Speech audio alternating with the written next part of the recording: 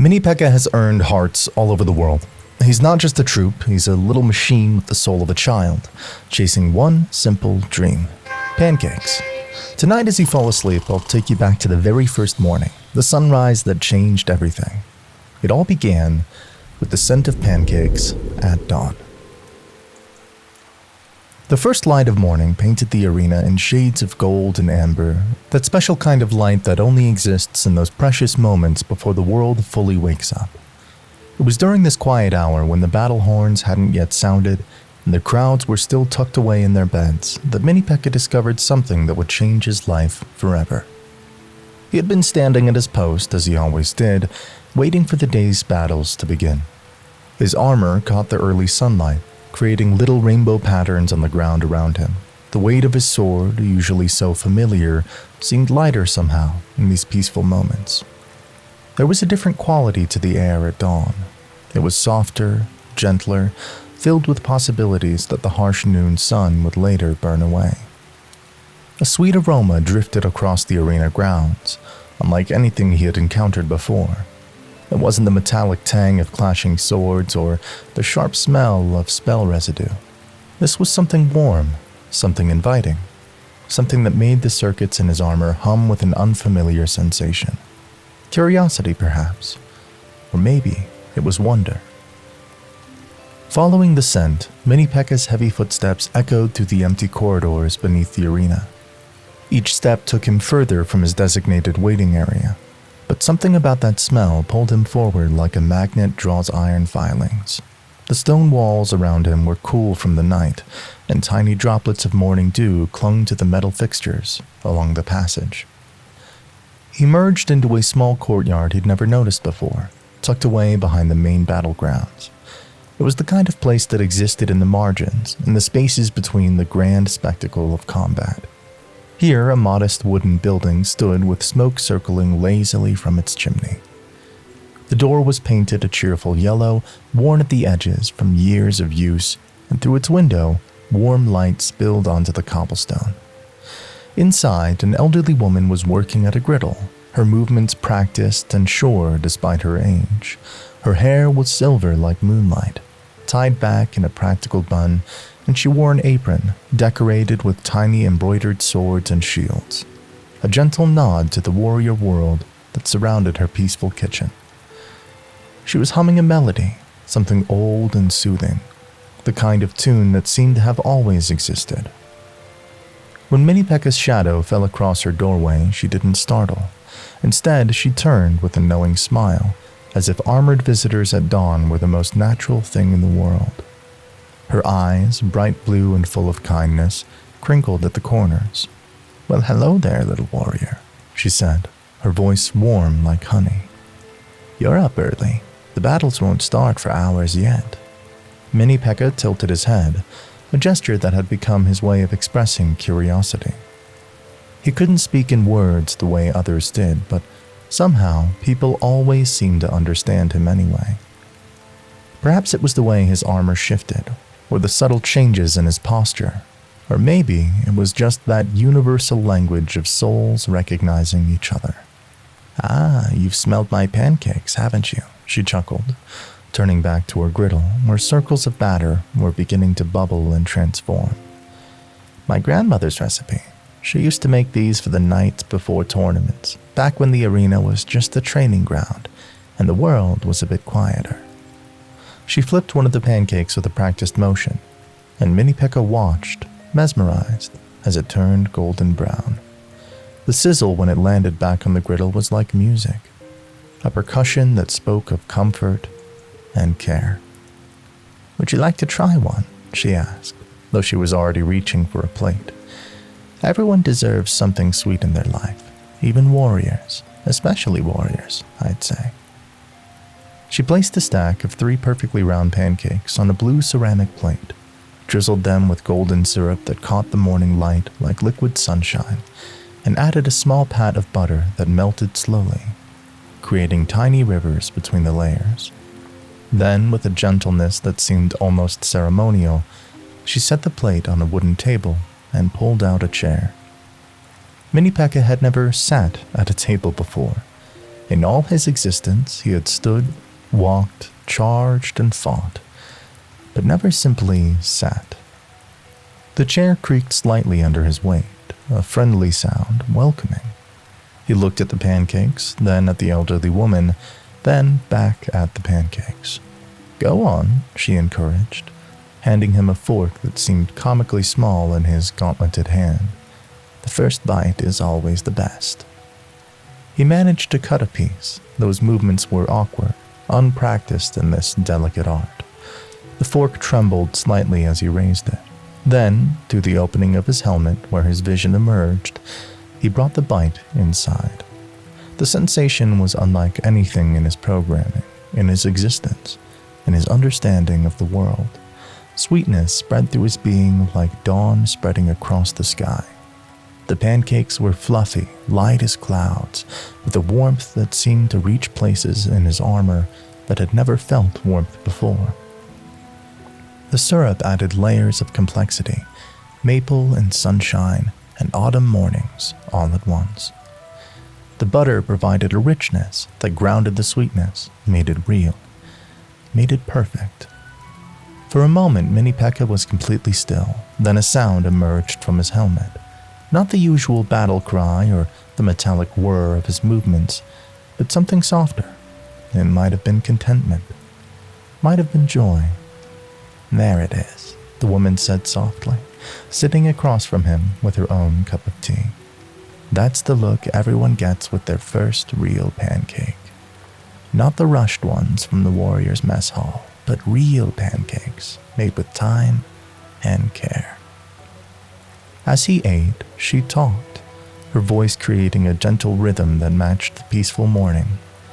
She told him about her grandmother, who had believed that every warrior needed something to fight for beyond glory or gold. She spoke of the old days, when fighters would gather in her kitchen before dawn, sharing quiet moments before the chaos of battle. She mentioned the different warriors who had sat in that very chair, knights who wrote poetry, barbarians who pressed flowers, dragons who collected butterflies. "You see," she said, refilling his plate without being asked, "there's a misconception about warriors. People think you're all about destruction, about force and fury. But I've been feeding fighters for 40 years, and I know better. Warriors are the ones who understand beauty the most, because you've seen what happens when it's threatened. You fight so that places like this kitchen can exist." Mini Pekka listened, each word settling into him like the pancakes settled into his belly, if he had a belly in the traditional sense. What he had was something else, a space within that could be filled with more than just battle commands and combat protocols. This morning, it was being filled with sweetness and warmth and the revolutionary idea that he could want things beyond victory. "Tell you what," the woman said as he finished his second plate, moving more confidently with the fork now. "Every morning, before the battles begin, this kitchen is open. You're welcome here, always. This can be your quiet place, your thinking place, your pancake place." She stood and walked to a shelf, pulling down a small jar filled with amber syrup. The jar was nothing special, just glass and a metal lid, but she handled it like it was precious. "This is from my maple trees out back. Take it with you. Sometimes just knowing sweet things exist can get you through the harsh moments." Mini Pekka took the jar carefully, cradling it with a gentleness that would have surprised anyone who had only seen him in battle. He stood, the chair scraping against the floor, and looked at the elderly woman. He wanted to say thank you, wanted to express what this morning meant, but he had no words. She seemed to understand anyway. "You're welcome, little warrior. Remember, strength isn't just in your sword. Sometimes the strongest thing you can do is allow yourself to enjoy simple pleasures. To admit you need more than just battle, to accept kindness when it's offered." As Mini Pekka walked back through the corridors toward the arena, the jar of syrup secure in his grip, the morning light had grown stronger. Soon the horns would sound, the crowds would cheer. He would charge into battle with his characteristic cry, sword swinging with devastating force. But now, underneath his battle cry, there would be something else. A memory of sweetness, a knowledge that beyond the clash and clamor, there was a yellow door, a warm kitchen, and a stack of pancakes waiting for him. He had discovered his why, not just what he fought against, but what he fought for. The other warriors began to arrive, stretching and preparing for the day's combat. A prince polished his lance while a wizard practiced his incantations. They nodded at Mini Pekka, a professional acknowledgement between colleagues. None of them noticed the small jar he had tucked away safely, or the way his posture had changed, still ready for battle, but somehow lighter. As the first battle horn sounded, Mini Pekka took his position. The enemy towers loomed ahead. The familiar electricity of impending combat filled the air. But for the first time, he wasn't just a warrior waiting to fight. He was a warrior who knew about pancakes, who had sat at a table, who had been seen more than just armor and a sword. The elderly woman watching from her kitchen window saw him charge into battle. She smiled and returned to her griddle, already preparing tomorrow's batch. She knew, as all wise souls do, that warriors need something tender to balance their hardness, something sweet to offset the bitter taste of battle. That night, after the battles had ended and the arena had grown quiet, Mini Pekka stood at his post as he always did. But now he had the jar of syrup nearby, catching the moonlight like captured sunshine. He didn't need to open it, just knowing it was there was enough. It was proof that the morning had been real, that sweetness existed, that he was more than his programming suggested. From that day forward, Mini Pekka became known for something unusual among the arena fighters. Yes, he was fierce in battle, his sword strikes devastating and precise. But there was something different about him, something the other warriors couldn't quite identify. Some said he fought with more purpose. Others claimed his battle cry sounded happier. A few even swore they could smell maple syrup when he charged past. The truth was simpler and more profound. Mini Pekka had discovered that life, even a life of combat, could contain unexpected sweetness. He had learned that warriors could sit at tables, that hands meant for swords could also hold forks, that hearts encased in armor could still taste joy. Every dawn, before the world woke up to its noise and fury, he would return to that kitchen. The elderly woman would be there, humming her ancient tune, flipping pancakes with practiced grace. They would share that quiet hour, filling it with sweetness and understanding, creating a small pocket of peace in a world built for war. And when the battles came, as they always did, Mini Pekka fought with the strength of someone who had something precious to protect. Not just the kingdom or the arena, but a small kitchen with a yellow door whose pancakes sizzled on a griddle, and an elderly woman who understood that even warriors need gentleness. The jar of syrup remained with him always, a talisman of sorts. Other warriors had lucky charms or battle tokens. Mini Pekka had maple syrup, and in its amber depths, he could see reflected all the dawns yet to come, all the pancakes yet to be eaten, all the quiet moments yet to be savored. This, he had learned, was what gave meaning to the fight, not glory or victory, but the simple, perfect pleasure of pancakes at dawn, made by kind hands and served with understanding. It was enough, more than enough. It was everything. And so Mini Pekka carried the sweetness of pancakes with him into every battle, the memory of syrup golden in his mind. But the arena held other wonders waiting to be discovered, other gentle miracles that would teach a warrior built for destruction about the beauty of preservation. Tomorrow would bring butterflies, and with them a different kind of transformation. There are days in the arena when the battles simply stop. No one quite knows why. Perhaps the magic that sustains the endless conflict needs to rest, or maybe even war itself grows tired. These rare ceasefires arrive without warning, leaving warriors standing in confusion as their battle cries die in their throats and their weapons suddenly feel too heavy to lift. It was on one such day that Mini Pekka discovered the butterfly garden. The morning had started like any other. He'd visited the Pancake kitchen at dawn, sharing that quiet hour with the elderly woman who had become his friend. The syrup had been particularly golden that morning, and she'd added fresh blueberries that burst with summer sweetness on his tongue. He'd left feeling content, ready for whatever battles lay ahead. But when he arrived at the arena, something was different. The air felt lighter, like the atmosphere itself had exhaled after holding its breath for far too long. The other warriors milled about uncertainly. A Valkyrie sat on the ground looking perplexed at her axe as if she'd forgotten what it was for. The wizard's fireballs fizzled into harmless sparkles that drifted away like dandelion seeds. The king's voice boomed across the arena.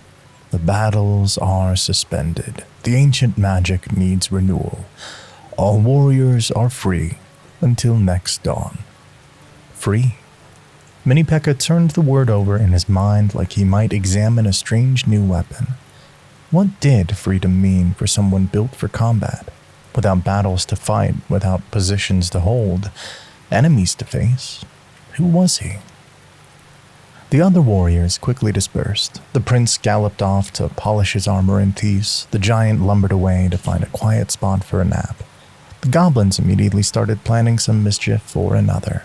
But Mini Pekka stood still, uncertain.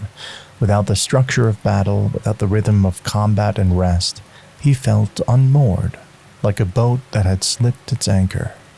He began to walk, his heavy footsteps taking him away from the arena and into parts of the kingdom he'd only glimpsed from battle positions. The landscape changed as he moved further from the sounds of the dispersing crowd. The carefully manicured battlegrounds gave way to wild meadows where grass grew tall and untamed. The tactical bridges became simple wooden crossings over babbling brooks. The defensive towers transformed into ancient trees whose branches reached toward the sky like prayers. The path he followed seemed to know where he needed to go, even if he didn't. It wound through a forest where the light fell in sheets of gold and green, where birds sang songs that had nothing to do with battle horns, while the air smelled of moss and morning rain. His armor, usually so loud in the echo chambers of the arena, seemed to quiet itself here, as if respecting the peace of this place. Then he saw it, a flash of color so vivid it made him stop mid-step. Orange and black, delicate as a whisper, dancing through the air with a grace no warrior could ever match. A butterfly. He had seen them before, of course, in the margins of battles, in the spaces between sword strikes, but he had never really looked at one, never really seen. The butterfly seemed unafraid of him, this metal warrior with his devastating sword. It fluttered closer and Mini Pekka held perfectly still, afraid that even breathing, if he breathed in the traditional sense, might scare it away. The butterfly landed on his helmet, right where his plume would be if he wore one, its wings slowly opening and closing like a gentle heartbeat. In that moment, something shifted in Mini Pekka's understanding of the world. Here was this creature, so fragile that a strong wind could destroy it, so delicate that even raindrops posed a threat, and yet it chose to rest on him, the destroyer, the warrior, the weapon. There was no fear in its tiny body, only trust, only the simple decision to pause in its journey. When the butterfly finally flew away, Mini Pekka followed, not charging, not pursuing, but simply walking gently in its wake. It led him through a grove of flowering trees whose blossoms fell like snow, past a pond where dragonflies sketched patterns on the water's surface, and finally to a wall of ivy that seemed impenetrable. But the butterfly knew better. It disappeared through what looked like solid green, and after a moment's hesitation, Mini Pekka pushed through after it. What he found on the other side took away whatever served as his breath. It was a garden, but calling it that seemed insufficient, like calling the ocean some water. This was a cathedral of color, a symphony of wings, a living painting that changed with every second. Butterflies were everywhere, hundreds, thousands maybe, in every color that existed, and some that seemed to have just been invented for this place. They danced in the air like animated stained glass. Azure wings caught the light and threw it back, transformed. Crimson butterflies traced cursive letters in their flight. Pale yellow ones gathered on purple flowers like scattered thoughts, coming together into understanding. Some were as large as Mini Pekka's hand, their wings painted with eyes that seemed to watch the world with ancient wisdom. Others were so tiny, no bigger than flower petals, moving in clusters like schools of aerial fish. The garden itself was circular, enclosed by high walls covered in flowering vines. Paths of white stone wandered seemingly at random, though Mini Pekka sensed that there was a pattern, a logic known only to butterflies and those who thought like them. Flowers grew everywhere, in neat beds and wild tangles, climbing trellises, spilling from hidden corners. Their perfume was subtle but complex, each scent a different note in an olfactory orchestra. At the garden's heart sat a fountain, its water singing a quiet song as it fell. The stone was old, older than the arena, covered in soft moss and carved with symbols that might have been butterflies or might have been something else entirely. On the fountain's edge sat a figure Mini Pekka hadn't expected to see. It was Pekka, the original, the full-sized warrior from whom Mini Pekka had been molded. But like everything in this garden, she was transformed by context. Her massive armor, usually so intimidating, looked almost delicate here. Her great sword lay beside her on the ground, forgotten, and on her outstretched hands, butterflies gathered like living jewelry. She looked up at Mini Pekka's approach, and he could swear she was smiling inside of her helmet. "Little one," she said, her voice surprisingly soft, nothing like her battle roar.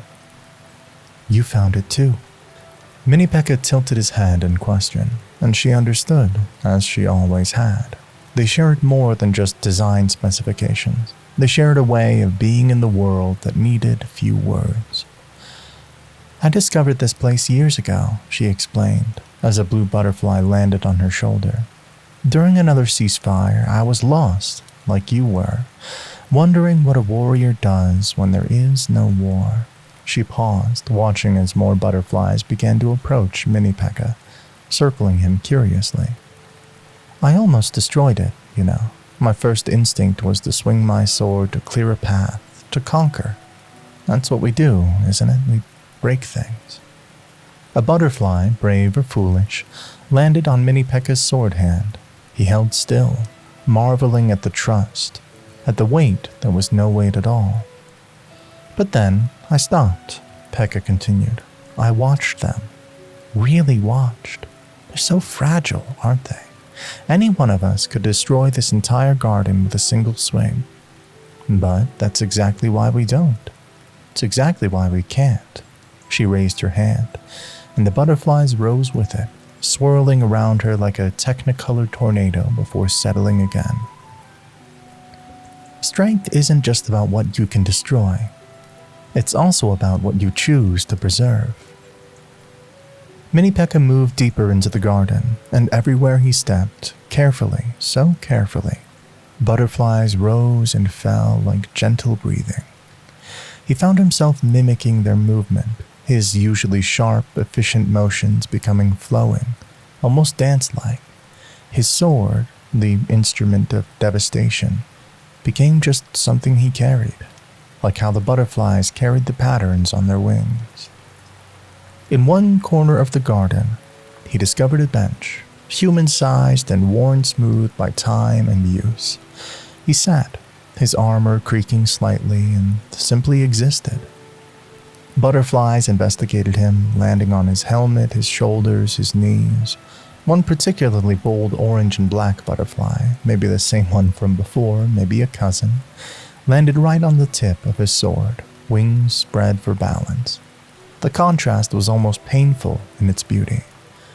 The sword that had once shattered shields, splintered towers, sent countless enemies back to their waiting areas, now served as a perch for something that could be undone by a harsh word.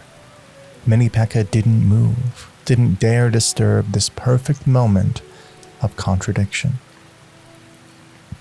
As the afternoon wore on, shadows lengthening and golden, Pekka joined him on the bench. It groaned under their combined weight, but held, as if understanding the importance of this moment.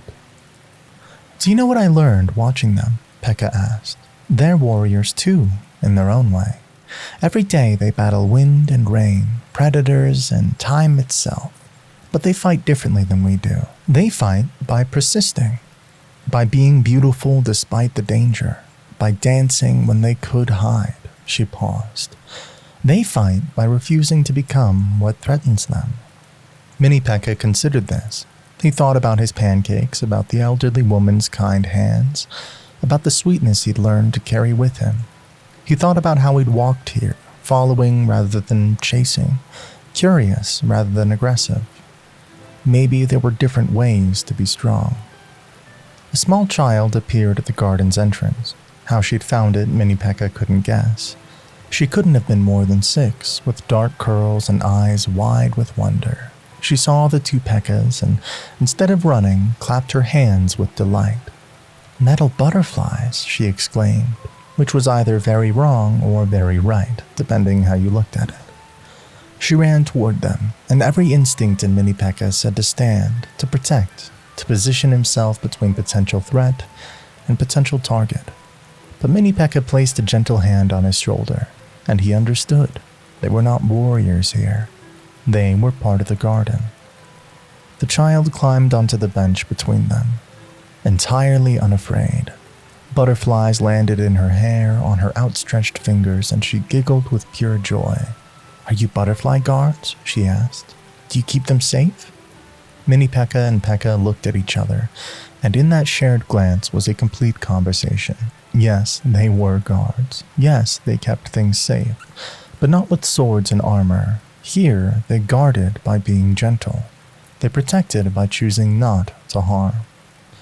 The child chattered about butterflies, about their colors, about how they must paint rainbows when no one's looking.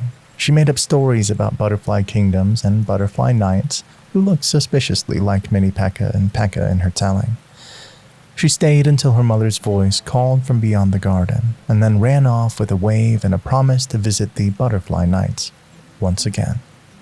As evening approached and the butterflies began to settle for the night, clustering on flowers and leaves like living ornaments, Pekka stood to leave. "The ceasefire will end at dawn," she said. "We'll have to go back to being what we were built to be." But Mini Pekka knew she was wrong, just as he knew he was changed. They would go back to battle, yes, their swords would swing and their battle cries would echo, but they would carry this garden with them, invisible but unbreakable. Every strike would be informed by the memory of butterfly wings. Every charge would carry the ghost of this gentleness. "Come back, Pekka," she said as she retrieved her sword, "whenever you can. The garden doesn't care if we're warriors. The butterflies don't know we're weapons. Here you can just be."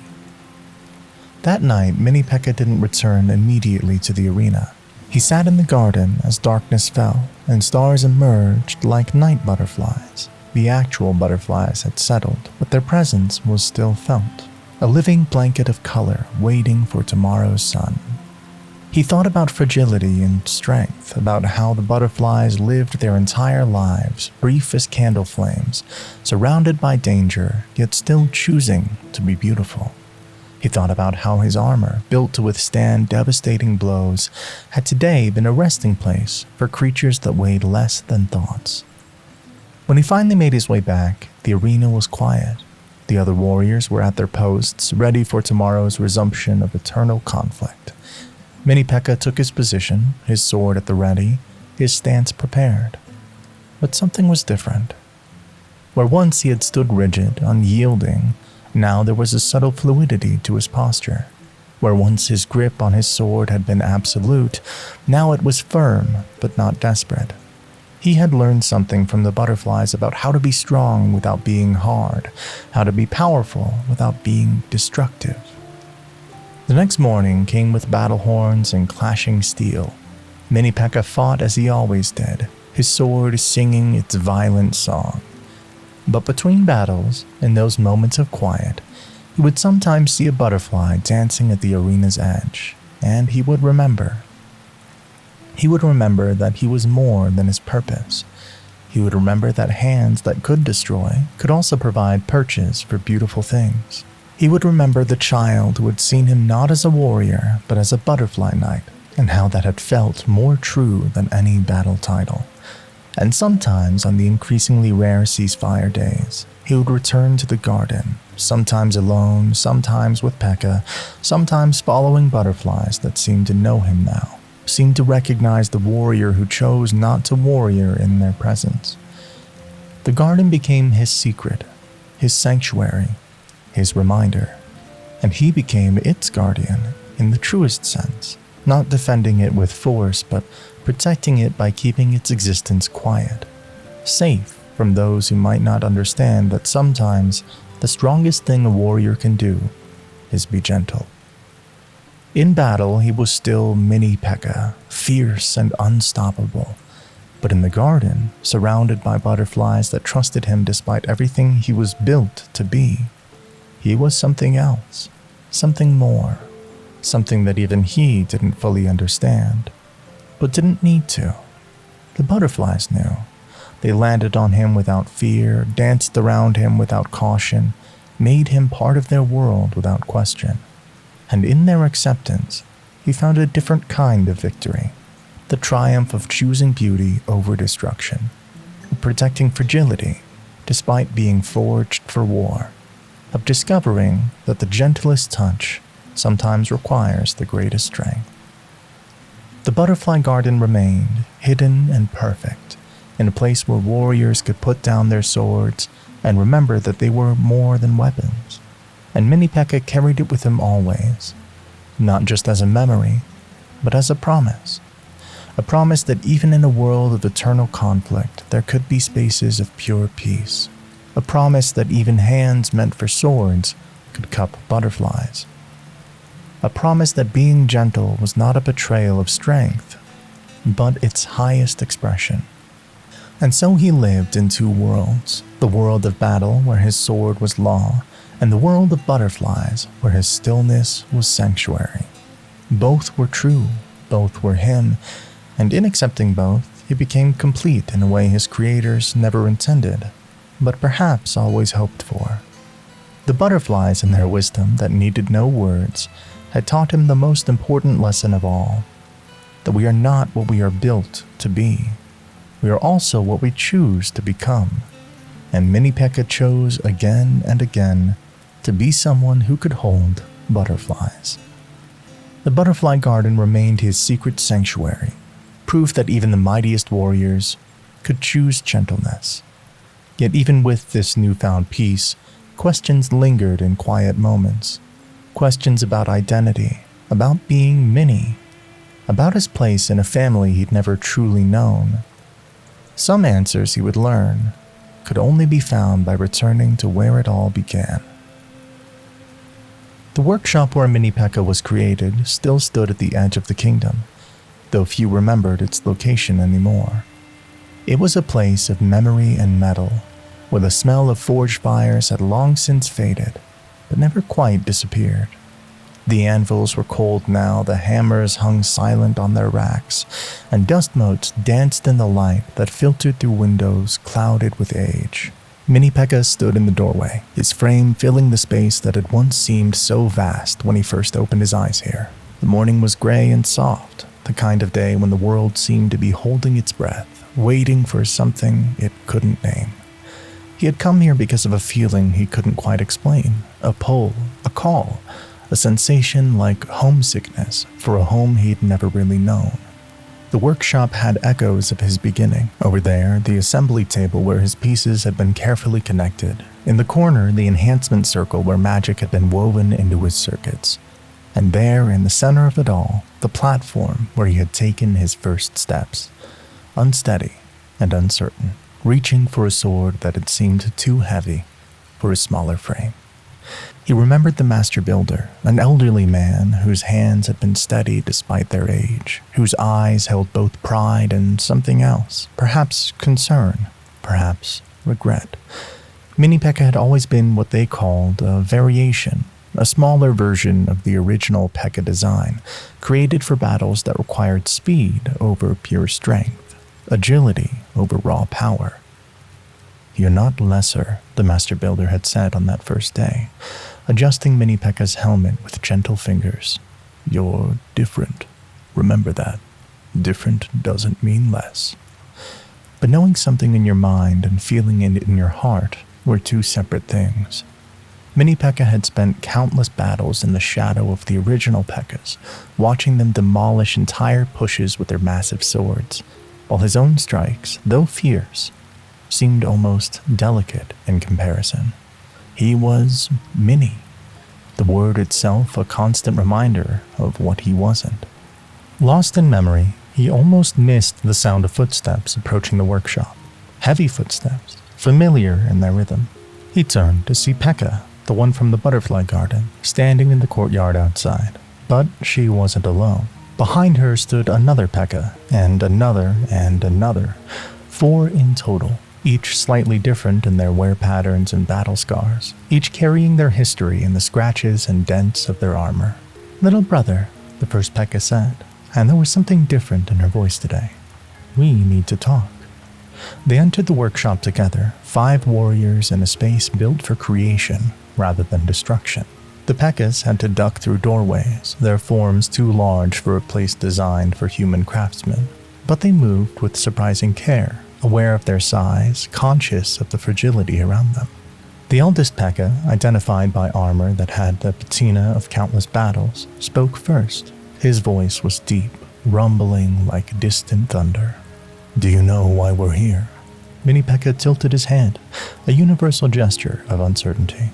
"Today is the anniversary," the eldest continued. 20 years since the first Pekka was created. 20 years of battle, of victory, of..." He paused. "Learning what we are." Another Pekka, this time with a crack across her helmet that had been repaired with gold, added, "We've all made this pilgrimage over the years, coming back to understand ourselves, but we've never come together until now." "Why now?" Mini Pekka managed to convey through his posture. The Pekka from the butterfly garden answered, "Because of you. Because you're struggling with something we all struggled with.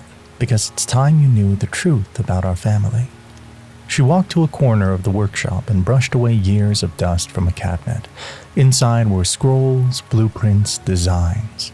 She pulled them out carefully, her massive fingers surprisingly delicate with the aged paper.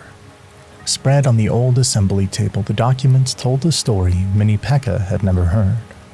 "Look," she said, pointing to the earliest designs. "The first Pekka wasn't like us. He was bigger, heavier, slower. He could barely move without shaking the ground. The master builder called him a failure, too unwieldy for real battle, too expensive to maintain." The eldest Pekka took up the story. "I was the second attempt, smaller than the first, but more agile. I was still considered imperfect, too big for precise strikes, too small for absolute devastation. Another failure," they said. Each Pekka shared their story.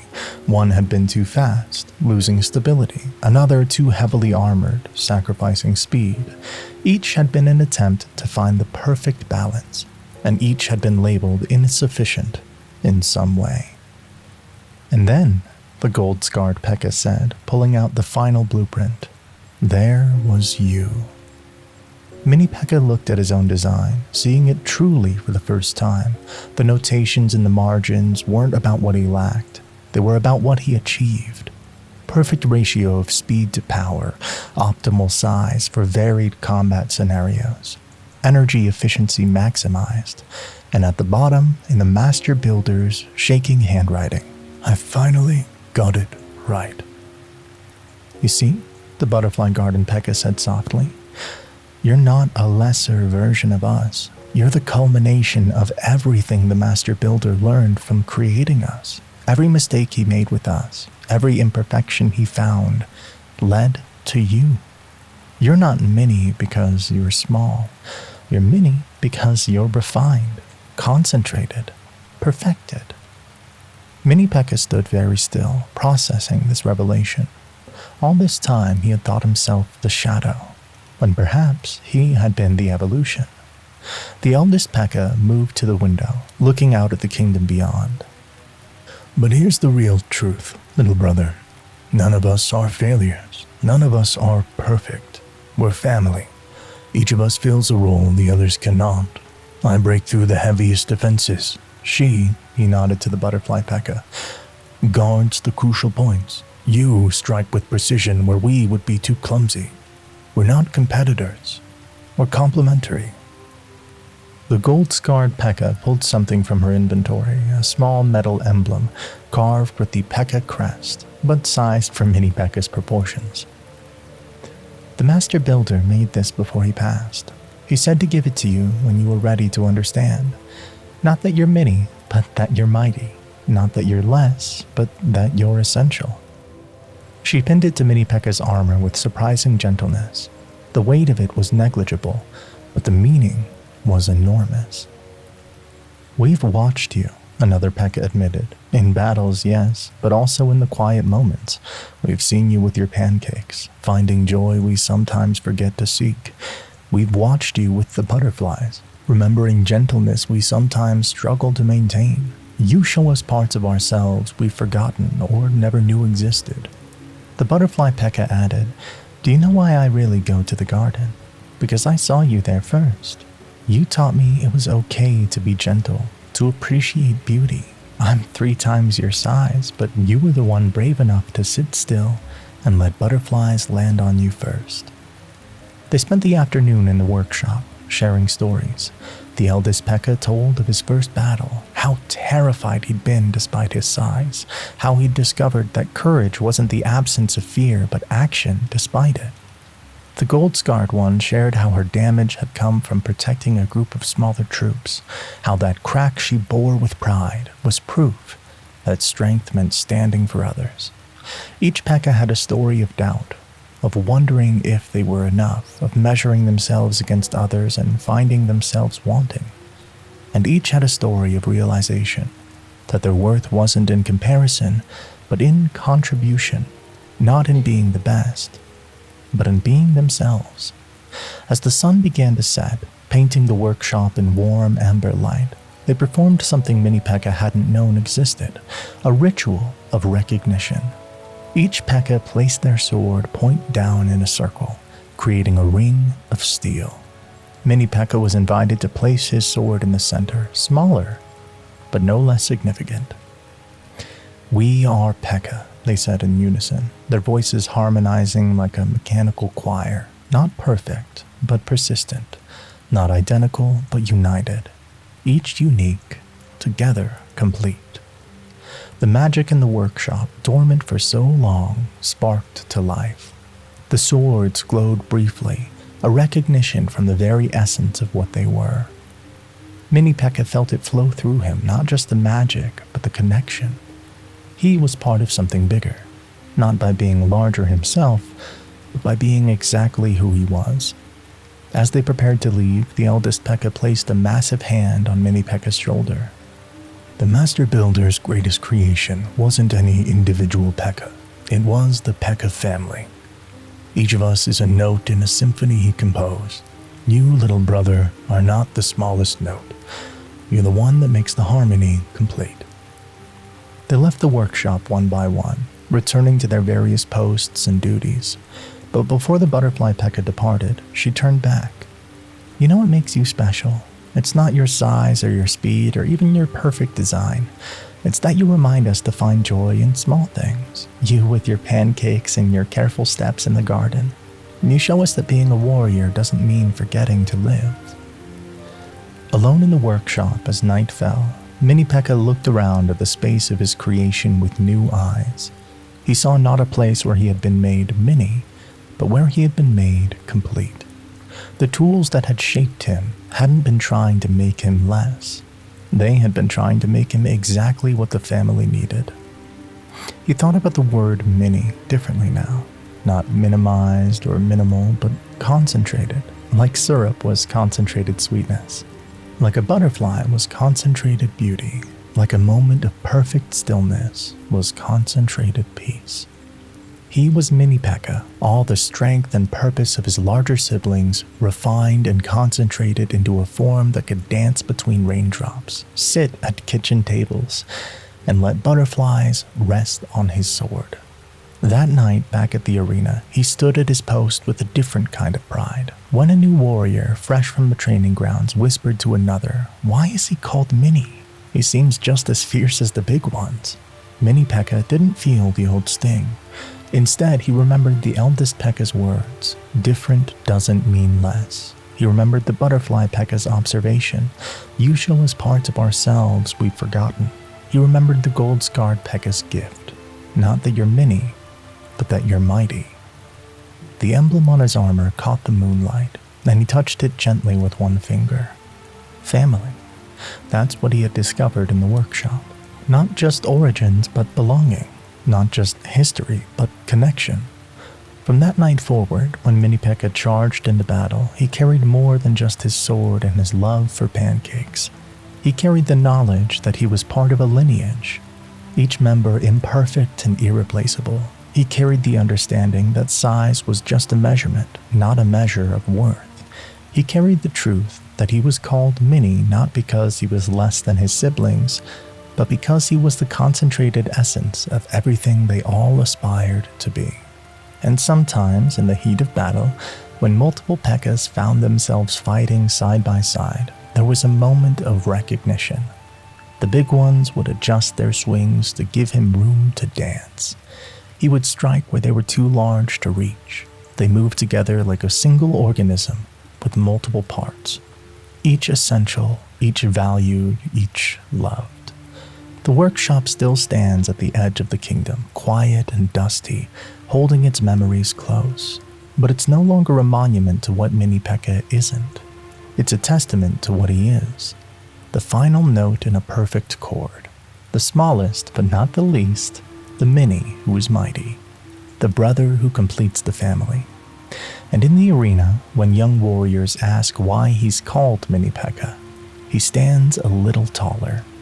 Not because he's ashamed of being smaller, but because he's proud of being exactly who he was meant to be. Mini isn't his limitation, it's his identity. And he wears it like armor, protecting not his body but his spirit, reminding him always that he is enough, has always been enough, will always be enough. The Pekka family continues to grow with new variations and new warriors joining their ranks. But Mini Pekka remains unique, the bridge between power and precision, the warrior who remembers to seek pancakes, the fighter who protects butterflies, the Mini who proved that sometimes the best things come not in large packages, but in perfectly proportioned ones. He is Mini Pekka, brother, warrior, complete. And that is more than enough. It's everything. With the knowledge of his true place in the Pekka family warming his chest plate, Mini Pekka stood taller at his post that night. But the darkness held more than just stars and silence. It held loneliness, and sometimes unexpected friendship. In the deepest hours of the night watch, even the unlikeliest souls could find connection.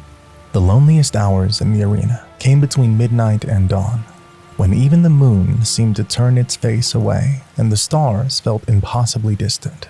It was during these hours that Mini Pekka stood the night watch, a duty that rotated among the warriors but seemed to fall to him more often than chance would suggest. Perhaps the arena masters knew he didn't mind the solitude, or perhaps they sensed that he needed these quiet hours to think, to process, to simply be. Tonight, the darkness felt particularly deep, like velvet that had been folded over itself many times. The arena stretched out before him, empty of the usual chaos and clamor, transformed by night into something almost peaceful. The battle scars on the ground were hidden by shadows. The towers stood like sleeping giants, Even the bridges seemed to breathe more slowly in the darkness. Mini Pekka had positioned himself at the central watchtower, where he could see all approaches. His sword rested against the stone beside him, within easy reach but not in hand. After all these nights, he had learned that very little threatened the arena during these hours. The real battles waited for daylight. The night also held different challenges: loneliness, memory, the weight of existence when there was no immediate purpose to fill. He had brought his jar of maple syrup, as he always did on night watches. Not to eat, he had no pancakes with him, but to hold, to catch the starlight in its amber depths, to remind himself that sweetness existed even in the darkest hours. The jar had become his talisman, his anchor to the life he'd built beyond battle. The sound, when it came, was so small he almost missed it. A gentle rattling, like the dice being shaken in metal hands.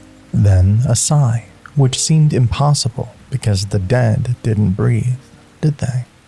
Mini Pekka stood, reaching for his sword, then paused. There was no threat in that sound, only sadness. He followed the noise down the tower's winding stairs and out into the arena proper. There, in the middle of the battlefield, where countless warriors had clashed, sat a single skeleton. Not a skeleton army, not a group of jiggling bone brothers, but one solitary figure. Knees drawn up to his ribcage, arms wrapped around his legs, skull tilted toward the stars he couldn't quite see. Mini Pekka had fought skeletons countless times. They usually came in groups, chattering and laughing their way into battle. Surprisingly cheerful for beings made entirely of bones. But this one was different. This one was alone, and Mini Pekka understood alone. He approached slowly, his footsteps deliberately heavy so as to not startle. The skeleton looked up, empty eye sockets somehow managing to convey surprise. "Oh," the skeleton said, his voice like wind through winter trees. "I didn't know anyone else was here. I'll go. I'm not supposed to be here outside of battle hours." But Mini Pekka sat down instead, his armor creaking as he lowered himself to the ground. He placed his sword to the side, a gesture of peace, and tilted his head in that questioning way that had become his signature. The skeleton stared for a moment, then laughed, but it was a hollow sound, lacking the usual skeletal mirth. "You want to know why I'm here? That's funny. A Pekka caring about a skeleton's problems." Mini Pekka pulled out his jar of syrup, holding it up so it caught what little light existed. The skeleton watched, mesmerized by the golden glow. "Is that maple syrup?" the skeleton asked. "I remember maple syrup from before, when He trailed off, looking at his bone hands as if seeing them for the very first time. Mini Pekka understood that silence. It was the silence of someone remembering what they used to be, who they used to be, before they became what they are now. He knew it because he had his own vision, not memories of another life, but questions about whether he had ever been anything more than armor and programming. "My name is Larry," the skeleton said suddenly. "Nobody remembers that anymore. In battle, we're just the skeletons or those bone guys. But I have a name, had a name. Still have it, I suppose, even if no one uses it." Mini Pekka nodded, encouraging him to continue. Sometimes he had learned the best thing you could do for someone was simply listen, not fix, not fight. Just listen. "I got separated from my brothers," Larry continued. "Not lost. You can't really say get lost when you always respawn in the same place, but separated in a different way. They don't notice things anymore. They just laugh and charge and dissolve and reform and do it all again.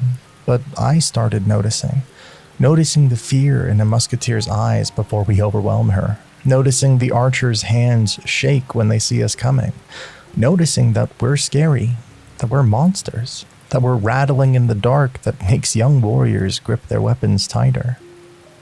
He picked up a small stone and tossed it.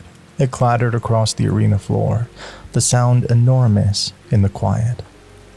I tried to talk to them about it, my brothers, but they just laughed, said thinking too much would make my skull crack, said we are what we are, comic relief that happens to be terrifying, light enough to laugh, dark enough to haunt dreams.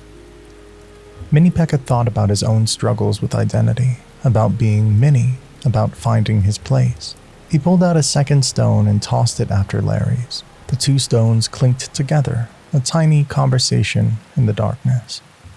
You know what the worst part is? Larry asked, turning to face Mini Pekka fully. I remember things. Fragments.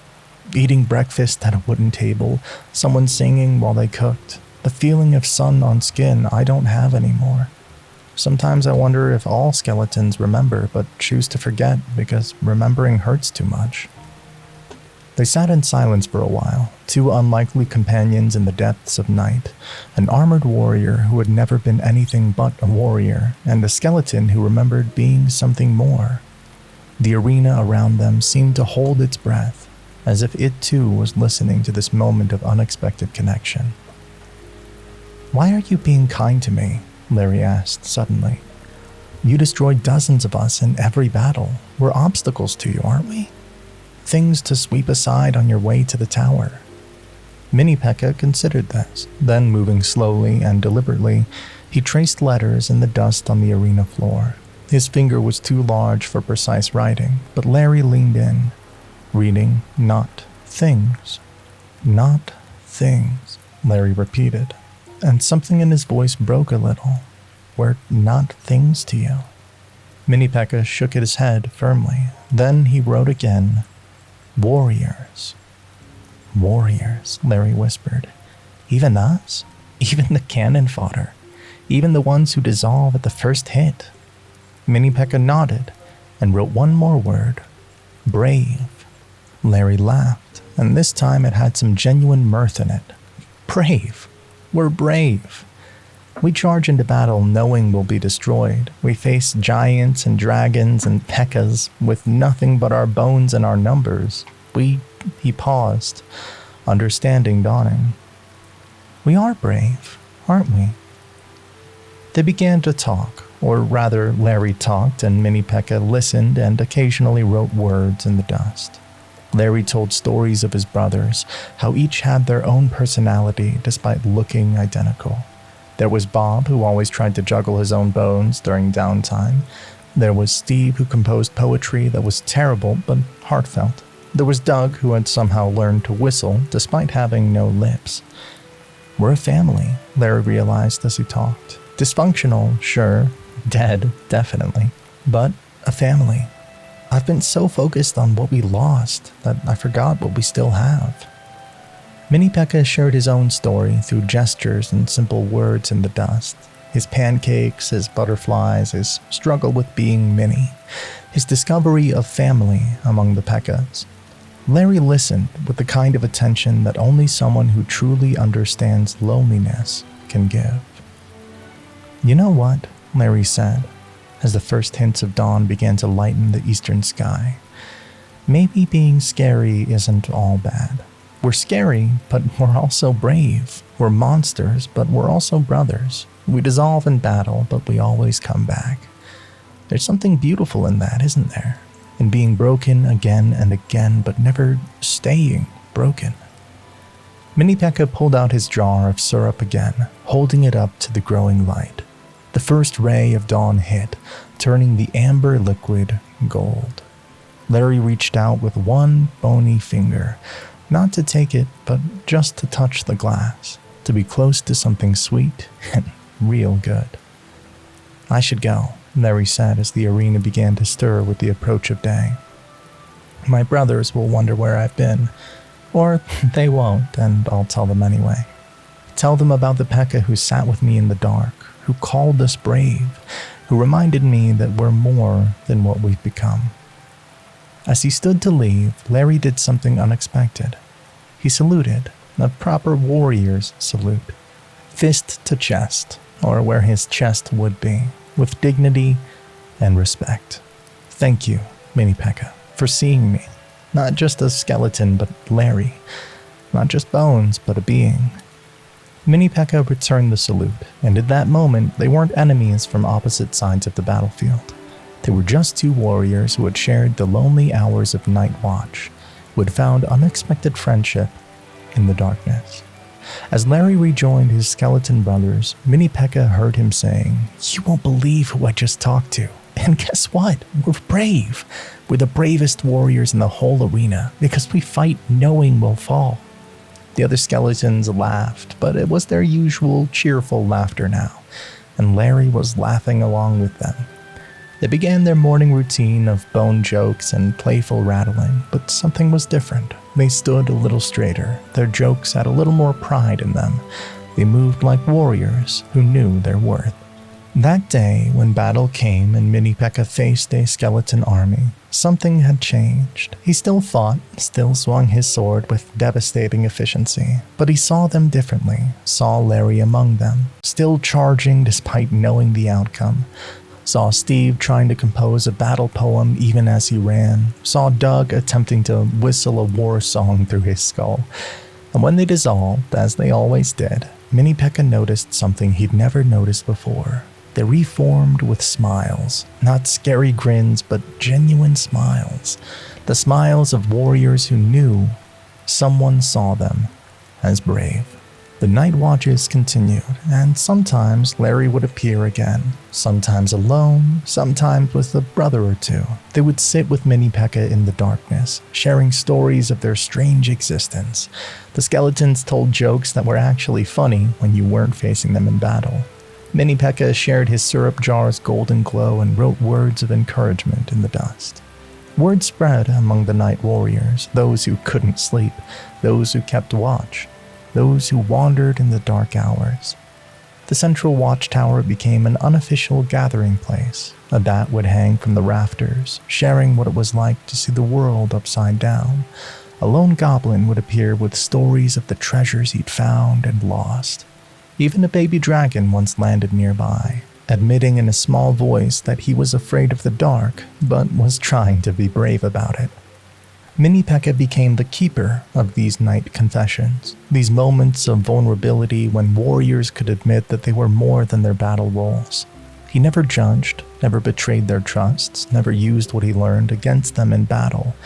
He simply listened, held his syrup jar like a tiny beacon, and reminded them all through his presence that they were seen, they were valued, that they were more than just their function in the arena. And Larry, the skeleton who started it all, became his closest night friend. They developed their own language, Mini Pekka's head tilt and dust riding, Larry's expressive bone gestures and endless stories. They were proof that friendship could bloom in the unlikeliest of places, between the unlikeliest of beings during the loneliest of hours. The night watch was no longer lonely. It had become something sacred, a time when warriors could put down their roles and pick up their souls, when a Pekka and a skeleton could sit side by side and watch the stars, when the arena transformed from a battlefield into a place where broken things could find wholeness in each other's company. And in those quiet hours before dawn, with his jar of syrup catching starlight and Larry rattling contentedly beside him, Mini Pekka understood that loneliness wasn't about being alone. It was about being unseen. And in seeing others, really seeing them, he had discovered the cure not just for their loneliness, but for his own. The night watch continued, as it always would. But now it was not a duty to be endured. It was a gift to be treasured. A time when the darkness revealed not what warriors fought against, but what they fought for. Connection, understanding, the simple, profound act of being known. And somewhere in the arena, a skeleton named Larry stood a little taller, laughed a little louder, and charged into battle with the knowledge that someone saw him as brave. It was enough to transform everything. It was enough to make even disillusion feel like victory. It was enough to make the night watch the most important battle of all. The battle against loneliness, fought with presence, and won with friendship. Larry's friendship had taught him that loneliness could be conquered by reaching out, by seeing others truly. But there were other voices calling to Mini Pekka now, echoes from his very creation that whispered of purpose and memory.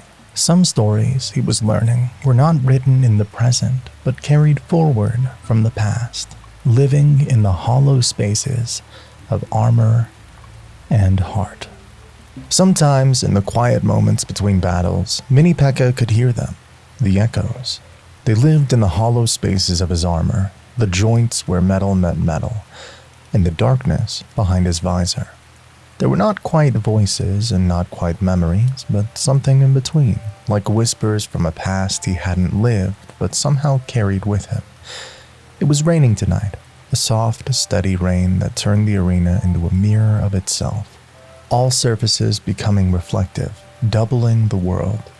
Mini Pekka stood under the eaves of the armory, watching the droplets create ripples and puddles that caught the torchlight. Each raindrop made a tiny sound against his armor, ping, ping, ping, like a melody played on metallic strings. The echoes were stronger on nights like this. Maybe it was the rain's percussion, or maybe it was the way water had of carrying sound differently, but he could almost make out words in the resonance of his hollow spaces. They spoke of heat and hammer blows, of careful hands and whispered hopes, of the moment when metal became more than metal. He remembered the master builder, though remembered wasn't quite the right word. Could you remember something that happened before you were truly conscious? Before that first spark of awareness that said, I am? But he carried the memory nonetheless, the way rivers carry the memory of their source, even when they've traveled far from the mountain. The workshop had been alive with more than just the master builder that day, or did whatever served as closing eyes for him, and let the echoes paint the picture. There had been assistants, younger craftsmen learning the trade. There had been a woman with silver hair who inscribed the runes that would hold the enchantments. There had been a child, no more than 7, who had snuck in to watch and whom the master builder had pretended not to notice.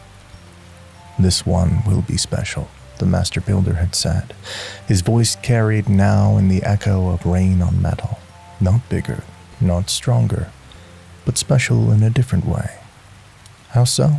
The silver-haired woman asked, her enchanting stylus pausing over the chest plate that would soon be Mini Pekka's.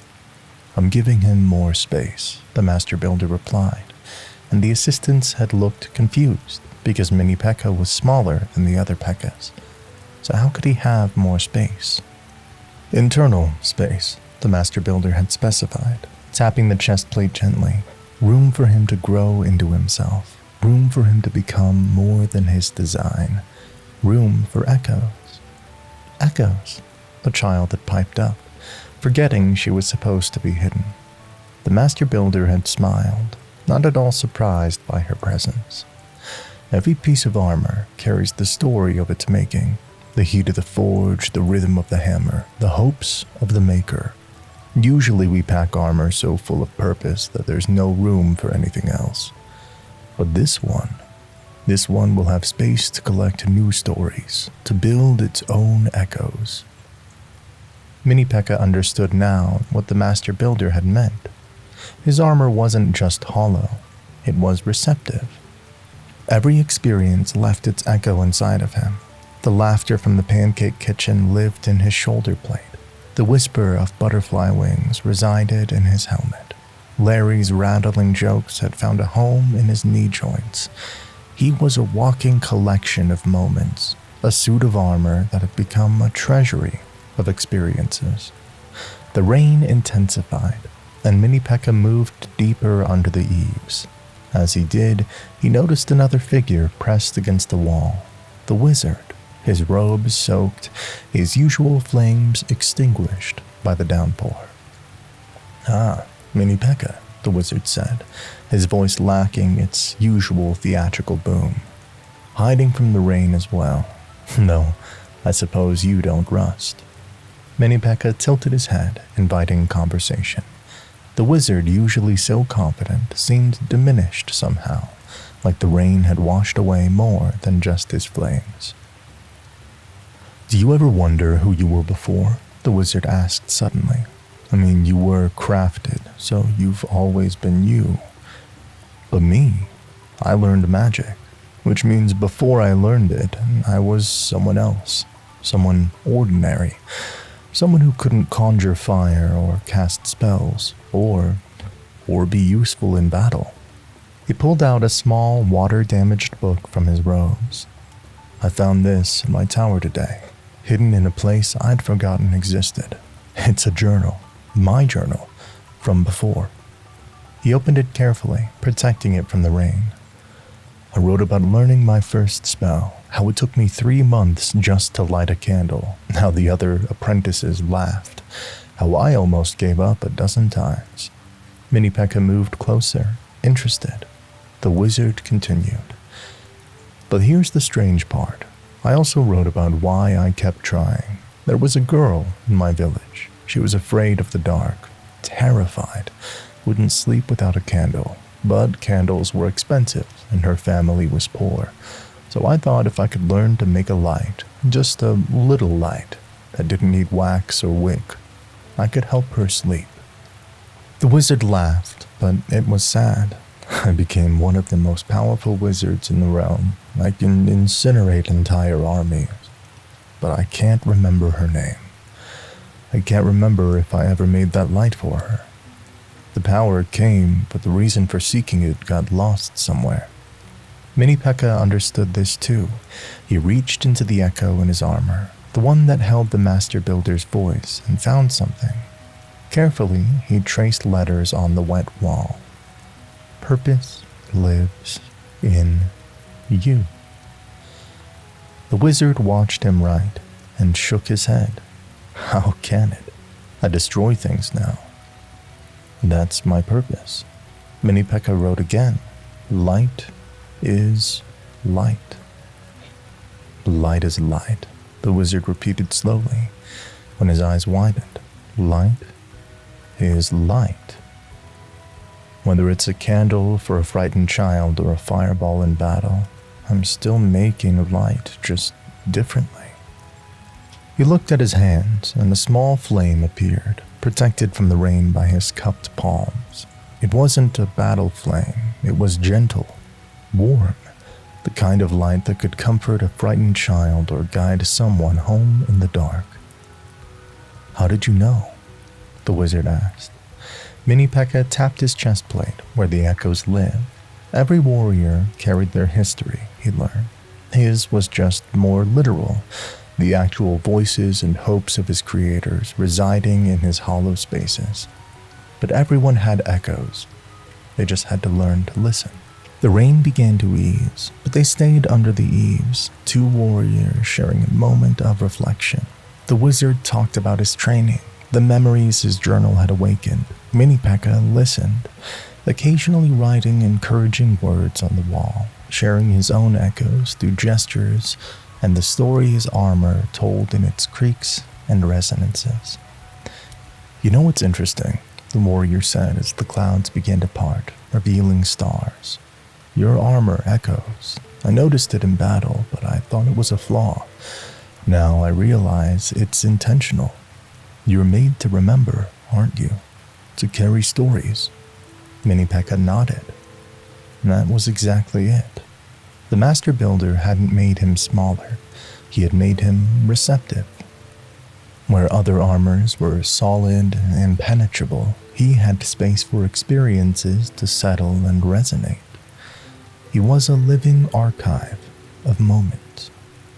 "Would you," the wizard hesitated, "would you carry one of mine? An echo, I mean. So someone remembers why I started this journey, even if I sometimes forget." Mini Pekka nodded immediately. The wizard placed his hand on Mini Pekka's chest plate and whispered the story of the frightened girl, the months of failure, the first successful flame, the hope that light could be more than destruction. Mini Pekka felt the story settle into his armor, finding his own resonant frequency, becoming part of his collection. As dawn approached and the rain completely stopped, other warriors began to emerge. Some nodded at Mini Pekka and the wizard, noting their unusual companionship, but saying nothing. The arena was preparing for another day of battle, but something had changed in the night's rain and conversation. The wizard returned to his tower, but not before creating a small, persistent flame, not for battle, but for light, pure and simple. For anyone afraid of the dark, he said, and Mini Pekka understood that he had remembered his purpose. Throughout the following days, something interesting happened. Other warriors began to approach Mini Pekka, having heard somehow that he could carry echoes. A musketeer told them about her father, who had crafted her rifle with love and precision. An archer whispered about the tree her bow came from, how she had played in its branches as a child. Even the prince, usually so proud, admitted one evening that his lance had belonged to his grandfather, and sometimes he could feel the old man's hands guiding his charge. Mini Pekka accepted all of their echoes, their stories settling into his armor like seeds in fertile ground. He became more than a warrior. He became a keeper of memories, a walking reminder that everyone came from somewhere. Everyone had a reason for fighting that went beyond victory or defeat. The master builder had been right. The space in his armor wasn't emptiness. It was potential, room for growth, for stories, for the echoes that made warriors more than weapons. And as his collection grew, Mini Pekka noticed something beautiful. The echoes harmonized. The master builder's hopes sang alongside the wizard's purpose. Larry's laughter danced with the musketeer's precision. The butterfly whispers complemented the prince's noble heritage. He had become a symphony of stories, each note distinct but part of a greater whole. When he moved, he didn't just clank and creak. He resonated with the accumulated experiences of everyone who had trusted him with their echoes. One night, standing at his post under a clear sky, Mini Pekka realized that this might have been the master builder's true intention all along, not just to make a smaller Pekka, but to create a vessel for stories, a warrior who could remind others that they were more than their function in battle. He was mini in size, but vast in capacity, small in stature, but enormous in purpose. The echoes in his armor sang their quiet songs of hammer and forge, of frightened children and brave lights, of butterflies and pancakes, and lonely skeletons finding friendship. Each echo was a testament to the truth that warriors were not born, but made, and in their making were the seeds of who they could become. And Mini Pekka carried them all, a guardian not of towers or territory, but of memories that made warriors human, or as human as beings of magic and metal could be. He was proof that even in a world of endless battle, there was room for stories, for meaning, for the echoes of why we fight and who we fight for.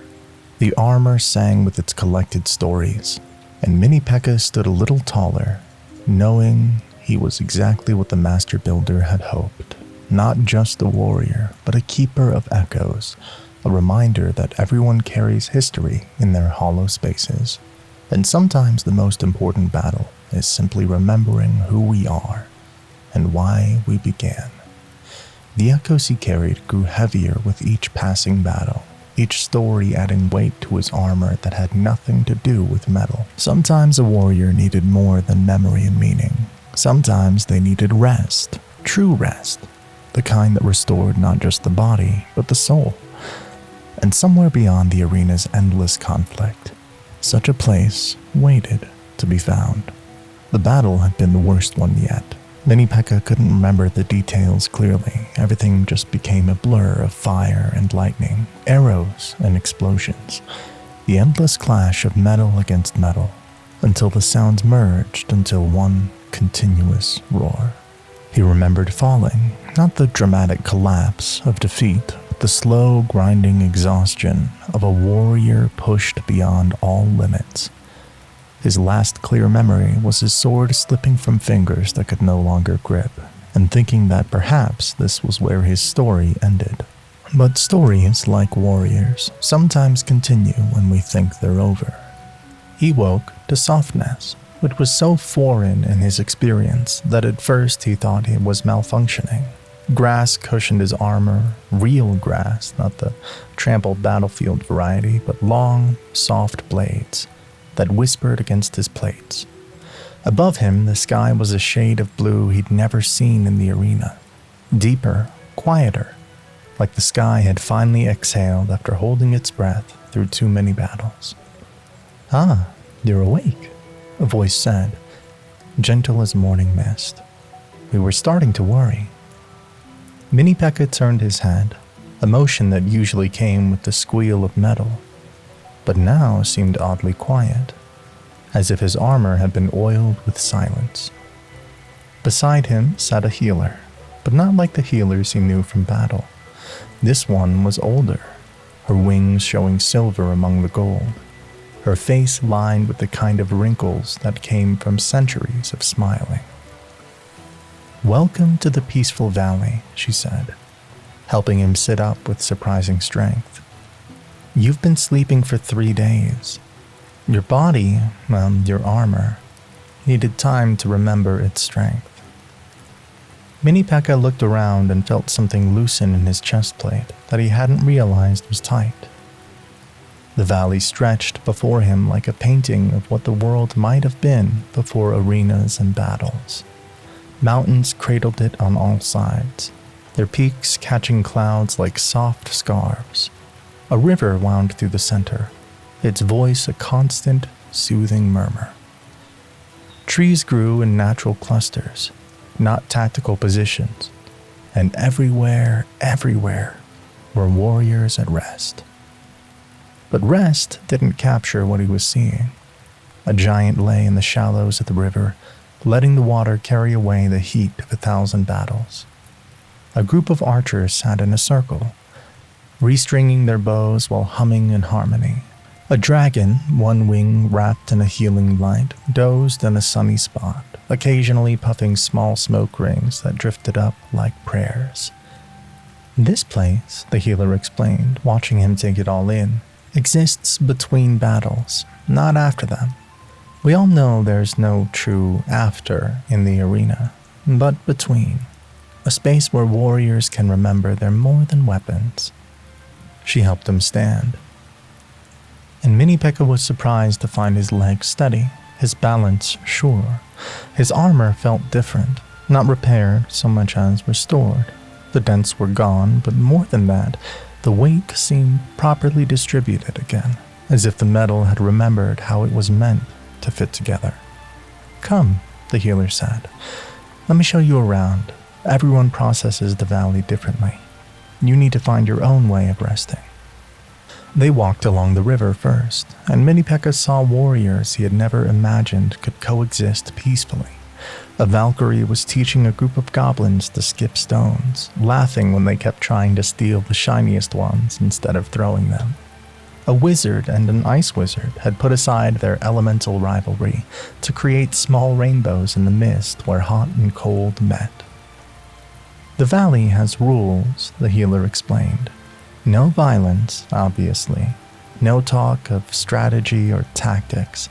No ranking or comparing battle prowess. Here, you're not your elixir cost or your damage per second. You're just you." They passed a meadow where a hog rider had let his hog roam free, the beast rolling in flowers with obvious delight, while the rider himself lay on his back, watching the clouds with the intensity usually reserved for enemy towers. Nearby, a group of skeletons were attempting to play cards, which was hilarious considering the cards kept falling through their finger bones. Mini Pekka found himself relaxing in ways he hadn't known possible. His grip, always ready to grasp his sword, loosened. His shoulders, perpetually braced for impact, lowered. The constant readiness that hummed through his armor quieted to a gentle whisper. In a grove of apple trees, they found Pekka, his butterfly garden friend. She was sitting against the tree trunk, and around her were several Mini Pekkas. Not just him, but others like him. He hadn't realized there were others. "Brothers," Pekka said warmly, Come, sit. We're sharing stories of the strangest things we've seen in battle, things that make us laugh instead of fight. One Mini Pekka was describing through gestures how a butterfly had landed on an enemy wizard's nose mid-spell, causing him to sneeze fireballs in random directions. Another acted out a battle where two hog riders had accidentally charged at each other and ended up in a confused pile. The stories weren't about victory or defeat, just moments of absurdity that reminded them that the arena could be ridiculous. Mini Pekka sat down with them, feeling a kinship that went beyond shared design. These were warriors who understood the weight of armor, the responsibility of strength, the strange existence of being built for battle, but capable of so much more. He shared his own story about the time he'd stopped mid-charge because a pancake had somehow appeared on the battlefield, thrown by a celebrating spectator, and how both armies had paused in confusion as he carefully picked it up. As the sun began to set, painting the valley in shades of honey and rose, the healer led Mini Pekka to a particular spot. It was a small clearing where the grass grew in a perfect circle, and in the center was a pool of water so still it looked like liquid glass. "This is the reflection pool," she said. "Warriors come here when they need to see themselves clearly. Not their armor or their weapons, but themselves." Mini Pekka approached the pool cautiously. At first, he saw what he expected: his armor, his helmet, his familiar form. But as he continued to look, the image shifted. He saw himself at the pancake kitchen, syrup jar catching the morning light. He saw himself in the butterfly garden, covered in wings like living stained glass. He saw himself writing words in dust for Larry, holding echoes for other warriors, standing watch in the lonely hours. But more than these memories, he saw something else. He saw the space inside his armor not as hollow, but as full of experiences, connections, growth. He saw that he wasn't just Mini Pekka the warrior, but Mini Pekka the friend, the guardian, the keeper of echoes, the finder of joy in simple things. "The pool shows the truth," the healer said softly. "Many warriors are afraid to look because they think they'll only see violence. But violence isn't the truth. It's just activity. Truth is who you are when fighting stops." That night, the valley had a gathering. Not organized, nothing formal, just warriors naturally congregating around a great fire. Someone had brought instruments, drums made from shields, a harp strung together with bowstrings, even a crude violin crafted from a crossbow. The music they made wasn't pretty, but it was honest, full of the rhythm of warriors trying to remember what rhythm meant outside of battle timing. Mini Pekka found himself next to the prince, who had removed his helmet to reveal a surprisingly young face, marked by premature lines of stress. "I forget sometimes," the prince said quietly, "that I'm only 23. The arena makes you feel ancient, doesn't it? Like you've been fighting forever." A baby dragon curled up near Mini Pekka's feet, seeking warmth from his sun-heated armor. "I miss my mother," the dragon admitted in a small voice. "I know I'm supposed to be independent, but I miss having someone to return to after battles." These confessions rippled through the gathering, warriors admitting fears, sharing dreams that had nothing to do with victory, revealing the beings beneath the battle rules. A musketeer spoke of wanting to open a clock shop, loving the precision of gears more than gunpowder. An archer confessed she wrote poetry, but was too embarrassed to share it. A barbarian, supposedly all rage and muscle, quietly mentioned he grew the most beautiful roses back in his village. Mini Pekka listened to them all, holding their words in his armor's echoes, adding their stories to his collection. But more than that, he felt held by their stories, supported by the knowledge that everyone struggled, everyone doubted, everyone needed rest. As the fire died to embers and warriors began to drift toward sleep, The elderly healer approached Mini Pekka one last time. "You know, you can't stay," she said gently. "The valley isn't meant to be permanent. It's meant to be a reminder that rest exists, that peace is possible, that you're more than your purpose." Mini Pekka nodded. He understood. The valley wasn't an escape from being a warrior. It was a way to remain whole while being one. "But you can carry it with you," she continued, placing a hand over his chest plate where his echoes lived. "Every warrior who's been here carries a piece of the valley. In your moments of exhaustion, remember the grass beneath your armor. In the chaos of battle, remember the still reflection pool. When you feel like only a weapon, remember the fire circle where warriors shared their truths." The next morning came too soon, bringing with it the familiar tinge of magic that meant return to the arena was near. Warriors began to gather their weapons, don their helmets, reassemble the pieces of themselves required for battle. But they moved differently, not reluctantly, but with a sense of completeness. They were returning to battle, yes, but they were returning whole. Mini Pekka picked up his sword, surprised to find it felt lighter. Not physically lighter, but lighter in significance. It was just a tool, not his identity. He was a warrior who carried a sword, not a sword that happened to have a warrior attached. As the teleportation magic began to swirl around them, the warriors exchanged looks of understanding. They had shared something precious in the valley, the knowledge that they were more than their battles, more than their victories and defeats, that they had been seen and accepted as complete beings, not just combat units.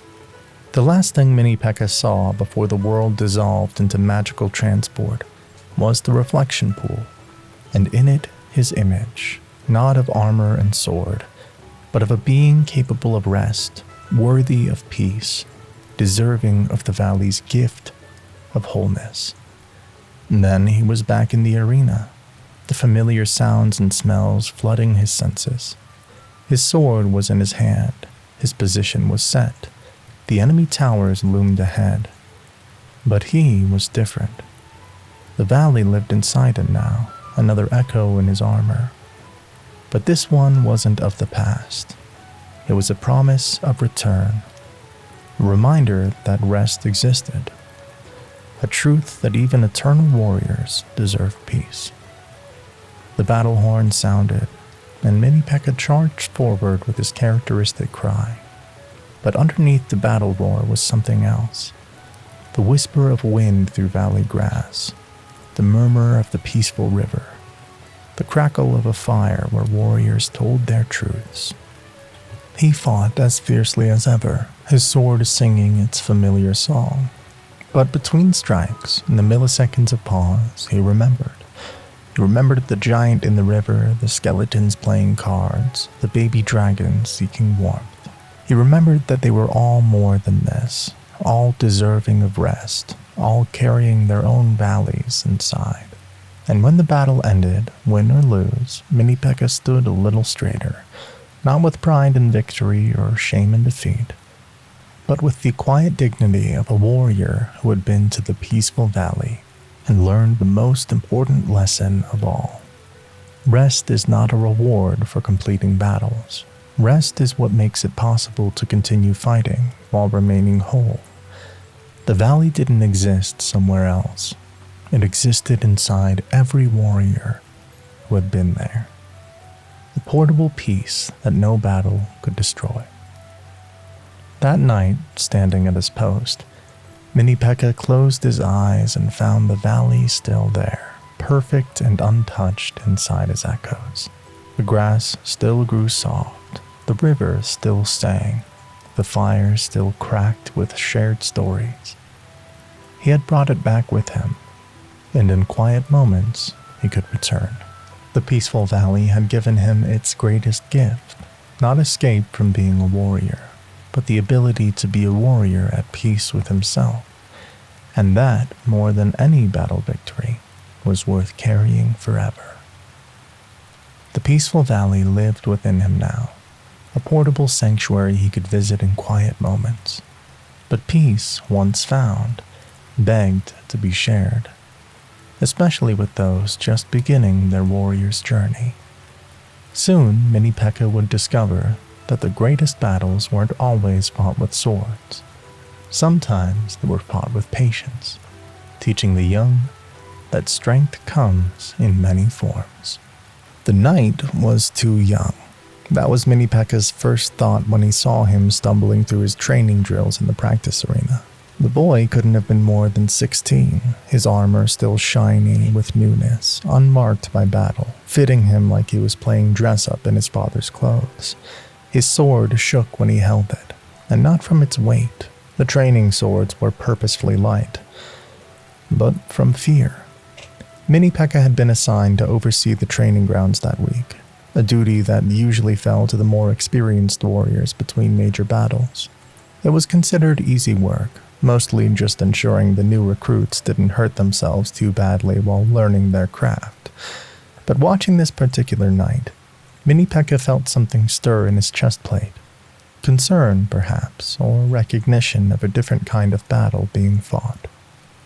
The boy was trying to perform a basic charge maneuver, the foundation of every knight's combat style. But each time he built up speed, he would falter, pulling up short before reaching the training dummy. The other recruits had begun to notice, some snickering behind their hands, others looking away in second-hand embarrassment. Again, Knight Marcus, the training master bellowed, his voice carrying the exhaustion of someone who had repeated himself too many times. A knight who cannot charge is no knight at all. Marcus, so that was the boy's name, reset his position, gripping his sword with white knuckles. He began his run, armor clanking with the ungainly sound of someone who hadn't yet learned to move within metal. But Mini Pekka could see what the others couldn't. It wasn't cowardice that made Marcus pull up short. It was something in his eyes, a fundamental gentleness that recoiled from violence, even violence against a straw dummy. When the training session ended with Marcus still unable to complete a full charge, the other recruits quickly disappeared, eager to distance themselves from failure as it might be contagious. Marcus remained, sitting on a bench with his helmet beside him, staring at his sword as if it were written in a language he couldn't read. Mini Pekka approached slowly, his footsteps deliberately heavy to announce his presence. Marcus looked up, and his face went pale. "Mini Pekka," he stammered, starting to rise. "I'm sorry. I know I'm terrible. I'll try harder." Mini Pekka held up a hand, then sat on the bench beside the boy. The bench groaned under his weight, but held. He placed his own sword carefully on the ground, a gesture Marcus seemed to understand meant no judgment, no threat. "You're not here to tell me I should quit?" Marcus asked, surprise evident in his voice. Mini Pekka shook his head, then pointed at Marcus, at himself, then made a walking gesture with 2 fingers. Teaching. He was offering to teach. "You want to train me?" Marcus's voice cracked with disbelief. "But I'm hopeless. Everyone says so. Even my father says so, and he was a knight before me." Mini Pekka stood and retrieved 2 training swords. He handed one to Marcus, then did something unexpected. He set his own sword aside and held the training sword awkwardly, purposely wrong, mimicking Marcus's uncertain grip. Then slowly he adjusted his hands, showing the subtle differences that transformed an awkward hold into a confident one. "Oh," Marcus breathed, adjusting his own grip. That actually feels better." They worked until sunset, but not on charging or attacking. Mini Pekka taught Marcus how to stand, how to breathe in armor, how to move so the metal became part of him rather than a cage.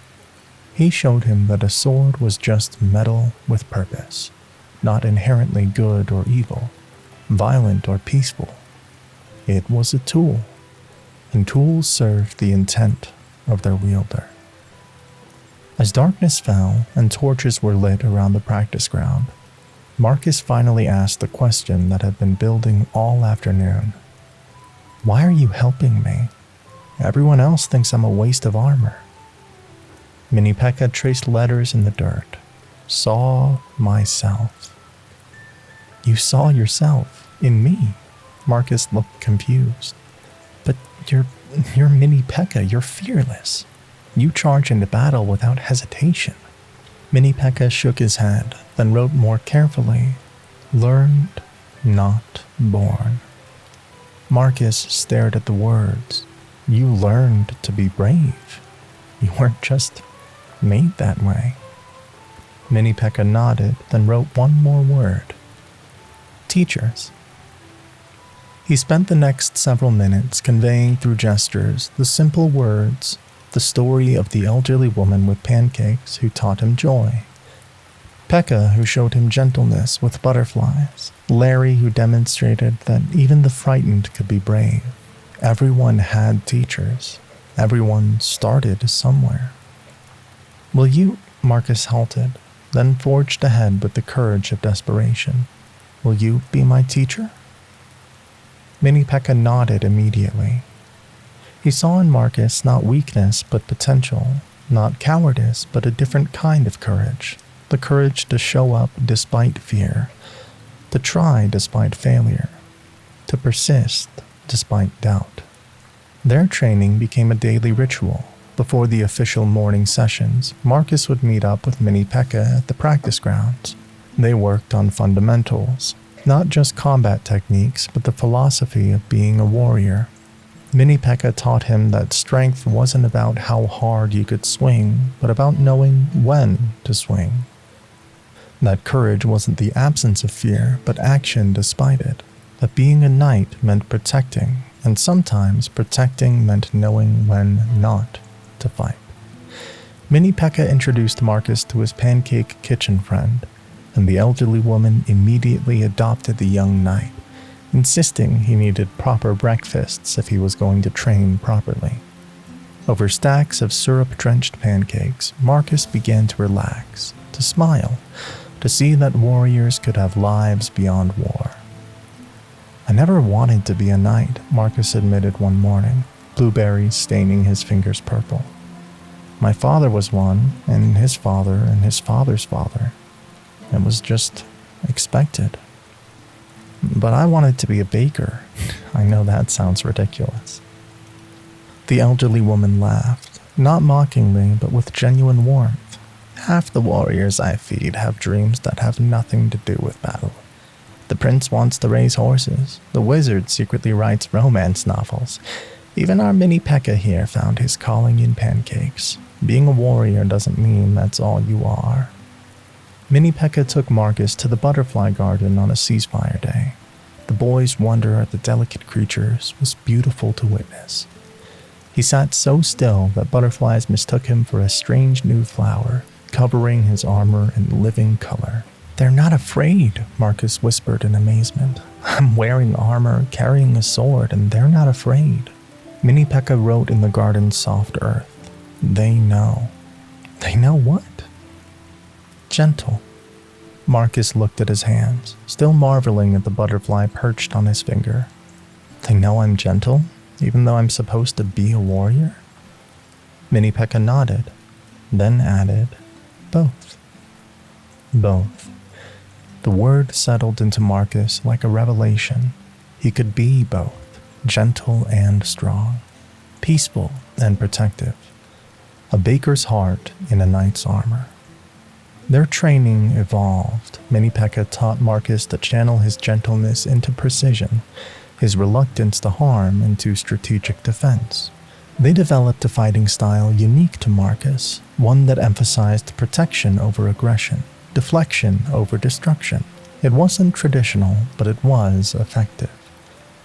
The day came for Marcus's first real battle assignment. He was terrified, and he didn't try to hide it.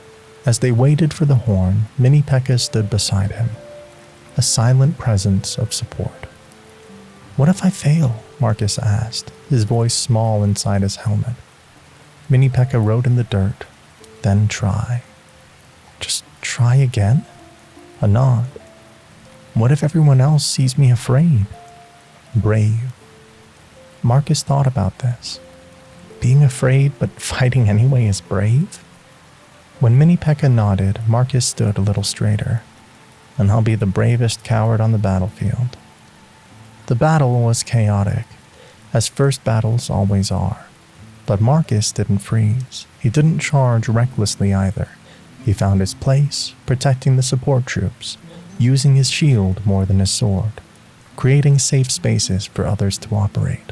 He was knocked down twice, but got up 3 times. His style wasn't glorious, but it was effective.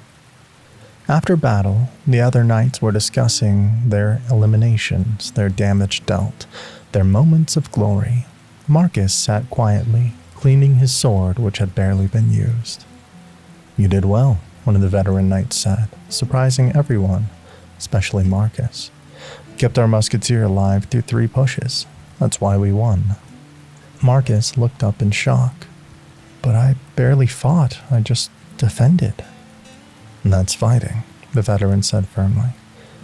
"Not everyone needs to be the sword. Some need to be the shield. You're a shield, boy. Nothing wrong with that." Mini Pekka watched Marcus process this, saw the moment when the boy finally understood that there were many ways to be a warrior. That night, Marcus sought out Mini Pekka at his post. "Thank you," he said simply. "Not just for the training, but for showing me that being different doesn't mean being wrong." He pulled something from his pack, a small loaf of bread, perfectly baked, gold-encrusted and still warm.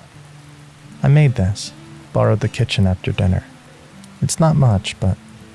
Mini Pekka accepted the bread with the same reverence he'd show for precious treasure. He understood the gift wasn't just bread, it was trust, gratitude, and proof that Marcus had kept his baker's heart, even while learning to be a knight. As Marcus grew more confident in battle, he never lost his gentleness. He became known as the knight who would help fallen enemies to their feet, who shared his rations with hungry goblins, who somehow ended up with butterflies following him into battle. The other warriors sometimes teased him, calling him the soft knight, but there was affection to it, and respect. One day, months later, a new recruit arrived, a young Valkyrie who flinched every time she had to swing her axe. The training master was at his wit's end, declaring her hopeless. But Marcus approached her after training, and Mini Pekka heard him say, "Want to meet someone? He taught me that being gentle doesn't mean you can't be strong. That being scared doesn't mean you can't be brave. His name is Mini Pekka, and he saved my life, not in battle, but from giving up on myself." Mini Pekka watched Marcus lead the young Valkyrie over, saw him demonstrate the training methods Mini Pekka had used, heard him share the lessons about strength and gentleness coexisting. The student had become a teacher. That night, Mini Pekka stood at his post with a warmth in his chest plate that had nothing to do with his internal mechanisms. He had given Marcus more than combat training. He had given him permission to be himself, and Marcus had taken that gift and multiplied it, passing it on to others who struggled to fit the warrior world. The teaching continued. Marcus would bring struggling recruits to Mini Pekka, translating his gestures and dirt riding into words, helping bridge the communication gap. Together, they created an informal school for the gentle warriors, the reluctant fighters, the ones who needed to learn that strength came in many forms. Years later, when Marcus had become a renowned knight known for his defensive mastery and his ability to train the most unlikely recruits, he would still visit Mini Pekka. They would sit together in comfortable silence, sharing bread and memories, teacher and student who had become equals. "You know what you taught me?" Marcus said one evening, his armor now bearing the scars of countless battles. "You taught me that we don't have to become what we do. A warrior performs violence, but doesn't have to become violent. A knight carries a sword, but doesn't have to lose his gentle heart. You taught me that we can choose who we are, regardless of what we're required to do." Mini Pekka nodded and wrote in the familiar dirt, "You taught too." What did I teach you? Teaching is learning. Marcus smiled, understanding. In teaching him, Mini Pekka had learned about his own journey, had seen his own struggles, reflected and resolved. The teacher and student had grown together, the tradition they started continuing long after. The gentle warriors, the reluctant fighters, the ones who struggled to reconcile their nature with their duty. They all found their way to Mini Pekka and Marcus. They learned that being a warrior was not about suppressing who you were, but about finding how who you were could serve the greater battle. And Mini Pekka, who had once wondered about his purpose beyond destruction, had found it in construction, constructing confidence in the uncertain, building bridges between gentleness and strength, creating warriors who fought not because they loved violence, but because they loved what they protected. The young squire had become a knight, the knight had become a teacher, and the teacher had shown Mini Pekka that the greatest victory wasn't in defeating enemies, but in helping others defeat their own doubts. It was a different kind of battle, fought with patience instead of swords, one with understanding instead of force. And it was, Mini Pekka realized, the most important battle of all. Marcus had grown into a fine knight, carrying forward the lessons of gentleness and strength combined, but the arena had its own lessons yet to teach. And when the first snowflakes began to fall, Mini Pekka would face a different kind of challenge. Winter was coming, bringing with it the discovery that even the mightiest warriors could be made vulnerable by something as simple as frozen water. The first snowflake landed on Mini Pekka's helmet with a silence so complete it seemed to stop time. He had been standing at his post as always when the sky began to change. The usual gray of approaching dawn had deepened to something heavier, pregnant with possibility. Then, like secrets whispered from heaven, the snow began to fall. He had never experienced winter in the arena. The climate had always been temperate, controlled by the same magic that sustained the eternal battles. But something had shifted in the ancient spells, or perhaps the magic itself had grown tired of endless sameness. Whatever the reason, winter had come to the arena for the first time in memory. At first, it was beautiful. The snowflakes danced in the air like tiny butterflies made of ice, each one unique in its crystalline perfection. They settled on the battlefield, covering the scars of countless battles with a blanket of pristine white. The towers looked like they'd been dusted with sugar. The bridges became paths of silver. Even the weapon racks took an almost festive appearance, draped in white.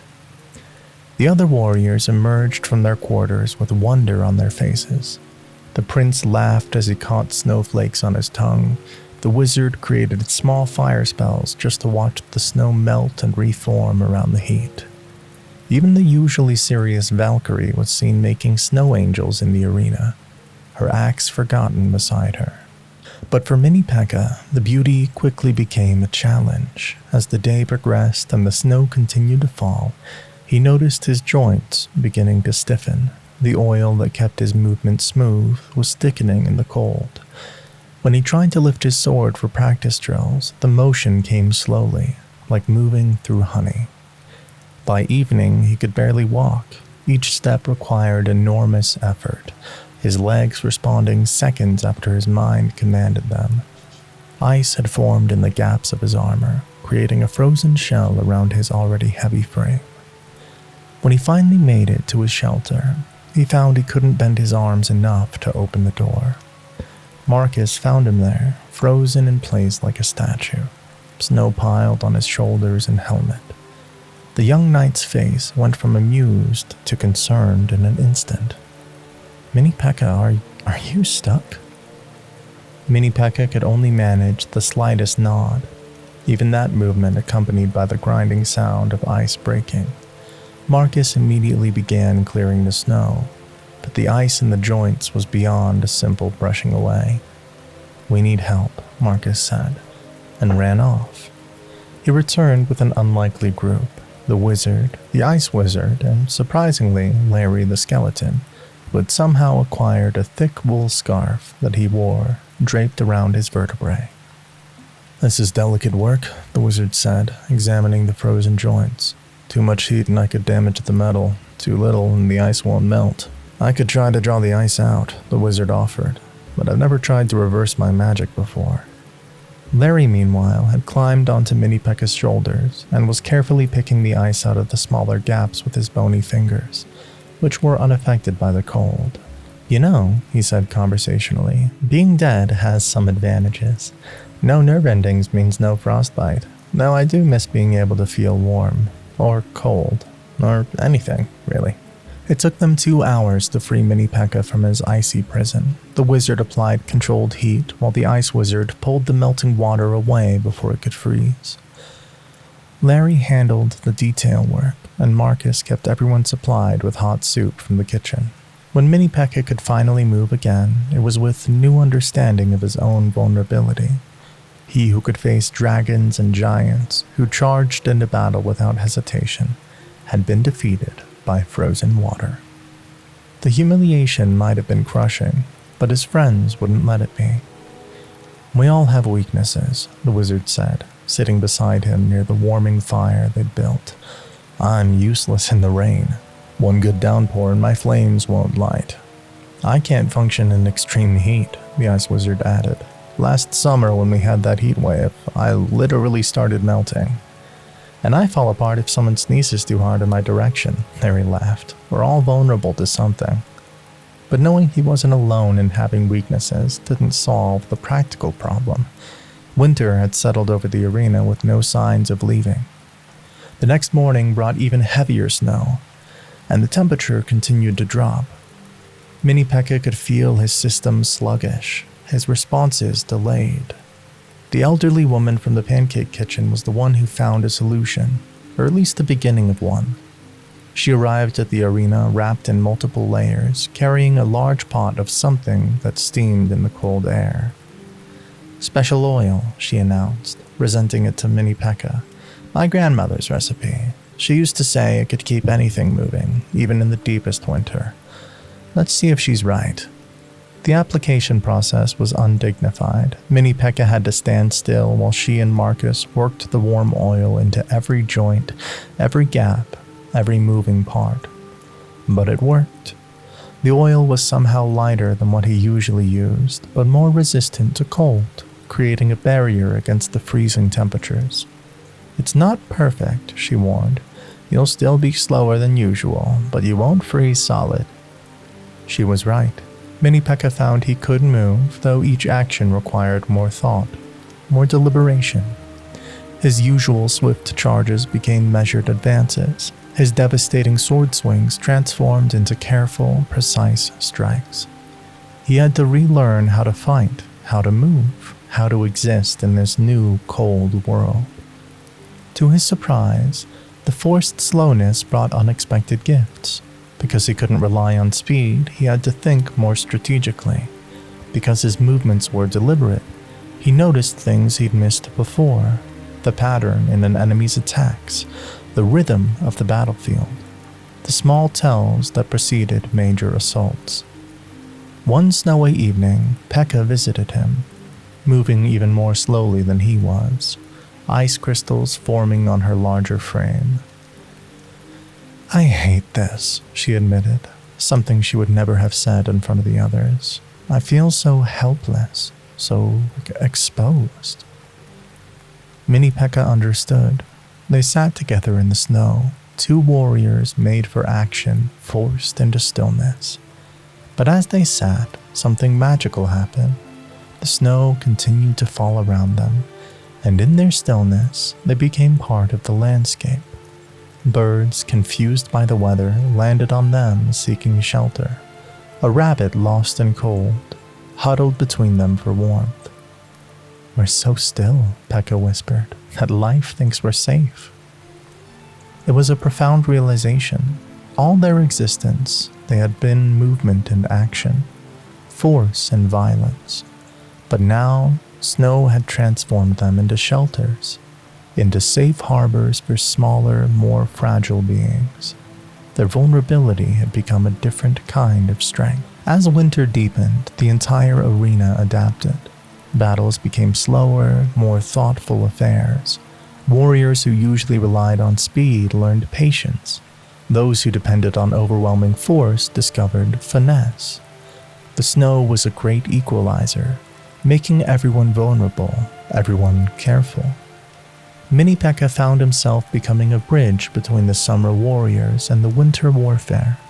His experience with forced slowness, with working through limitation, made him a valuable teacher. He showed the hog rider how to navigate when his mount struggled in deep snow. He helped the barbarians understand that rage was less effective when you couldn't move fast enough to use it. One particularly cold night, when the snow fell so thick it seemed like the sky was emptying itself, Mini Pekka stood watch as usual. His joints creaked with every movement, and frost gathered on his armor faster than he could brush it away. But he stood there anyway, a guardian made slow but not stopped. A young archer approached, shivering despite their cloak. "How do you stand it?" she asked through chattering teeth. "The cold, the slowness, the vulnerability." Mini Pekka thought about this, then slowly, carefully traced the letters in the snow at his feet. Already vulnerable. "What do you mean?" she asked, hugging herself for warmth. He wrote again. "Always were. Snow just shows it." The archer considered this. We're always vulnerable? The snow just makes it visible. Mini Pekka nodded, then added, "Not weak. Human." "Not weak," she repeated. "Human. Even though you're not human, and neither am I, not really. We're human in our vulnerability?" Another nod. The snow continued to fall, but the archer seemed less cold somehow, or perhaps less bothered by it. She stood with Mini Pekka for a while, two warriors keeping watch in a world transformed by winter, finding warmth not in fire but in understanding. The snow brought unexpected moments of beauty. Ice formations on the arena walls looked like crystal castles. The frozen river became a mirror reflecting the sky. Warriors learned to play in the snow between battles, snowball fights that were more laughter than competition, ice sculptures that revealed hidden artistic talents, sledding on shields down the hills surrounding the arena. Mini Pekka discovered he could use his sword to carve ice, and with his forced precision, he became surprisingly good at it. He created delicate frozen butterflies that caught the light like prisms. He carved a perfect replica of a pancake stack that made the elderly kitchen woman cry with delight. He even managed a portrait of Larry, every bone rendered in crystalline detail. "You found beauty in your limitation," Marcus observed, watching Mini Pekka work on another sculpture. "The cold that slows you down has also given you a new form of expression." It was true. The winter that had initially felt like a prison had become a teacher. It taught patience to the impatient, stillness to the restless, and vulnerability to those who had forgotten they could be hurt. It reminded every warrior that they were not invincible, and in that reminder was a strange kind of freedom. As the weeks passed and the snow showed no signs of stopping, the arena transformed completely. Warriors developed new strategies that worked with the winter rather than against it. Battles became dances in the snow, slower but more graceful, less about brute force and more about adaptation. Mini Pekka, with his joints carefully oiled each morning, his movements measured and thoughtful, became a symbol of persistence despite adversity. He still fought, still defended, still stood his watches, but he did it all at winter's pace, proving that speed was not the only measure of a warrior's worth. One morning, after a particularly severe blizzard, Mini Pekka woke to find himself completely buried in snow. But instead of panic, he felt a strange peace. Inside his snow cave, isolated from the world, he could hear his own mechanisms whirring, a gentle hum of his existence. It was oddly comforting, like being held by winter itself. When they finally dug him out, he was different, not damaged or diminished, but somehow more complete. He had faced his vulnerability, sat with it, accepted it, and found that it didn't make him any less of a warrior. It made him more of a being. The snow would eventually melt, spring would come, and Mini Pekka's joints would move freely again. But he would never forget the winter that taught him to be still, that showed him vulnerability was not weakness, but truth, that proved even frozen warriors could find warmth in understanding and community. And sometimes, even in the heat of summer battles, he would remember the snow, remember how it fell with such gentle determination, covering everything equally, making the whole world vulnerable and beautiful at once. He would remember his frozen joints and careful movements, and how limitation had led to discovery. The winter had come uninvited and unexpected, bringing challenge and frustration. But it had also brought gifts, the gift of stillness, of vulnerability acknowledged, a beauty found in limitation. Mini Pekka learned that even warriors could be tender, even the frozen could be warm, even the vulnerable could be strong. And in his armor, among all his collected echoes, the memory of snow would remain, cold and challenging and utterly transformative. Proof that sometimes the greatest growth comes not from victory, but from learning to move forward when movement itself becomes difficult. The snow had slowed him down, but in that slowing, he had discovered depths of strength he never knew existed. The snow had melted, taking with it the memory of frozen joints, but leaving behind the knowledge that vulnerability could be a teacher. Yet spring brought its own challenges, and when the supply wagons stopped arriving, Mini Pekka would face his hardest choice yet. Sometimes the greatest strength wasn't in keeping what you loved, but in being willing to let go. The shortage week began slowly, so gradually that at first no one noticed. A supply wagon failed to arrive 1 week, but that had happened before. The next week, the portions in the warrior mess hall seemed slightly smaller, but everyone assumed it was their imagination. By the third week, however, the truth was unavoidable. The kingdom was running out of food. It wasn't the arena's fault, or anyone's fault, really. A perfect storm of misfortune had struck the supply lines, drought in the farmlands, bandits on the roads, and a mysterious blight that had affected the grain stores, all combined to create a crisis. The arena, which had always been abundantly supplied, suddenly faced something it had never confronted before: scarcity. Mini Pekka first realized the severity of the situation when he arrived at the Pancake kitchen one dawn to find the elderly woman sitting at her empty griddle. No batter in sight, no sweet aroma filling the air. "I'm sorry, dear one," she said, her voice heavy with regret. "There's no flour. There hasn't been for 3 days. I've been coming here anyway, just from habit, I suppose, and hope." The absence of pancakes shouldn't have felt like such a loss, but it did. They had become more than food to Mini Pekka. They were comfort, ritual, a reminder that sweetness existed in the world. Their absence left a hollow feeling that had nothing to do with hunger, and everything to do with the disruption of something precious. As the days passed, the shortage became more severe. Warriors were given basic rations, enough to function, but not enough to feel satisfied. The giants who needed enormous amounts of food looked gaunt. The hog rider's mount became listless. Even the dragons seemed to fly lower, conserving energy. But it was the smaller warriors who suffered the most. A group of goblins had gathered near the supply depot, not to steal, there was nothing to steal, but simply to be near where food should be.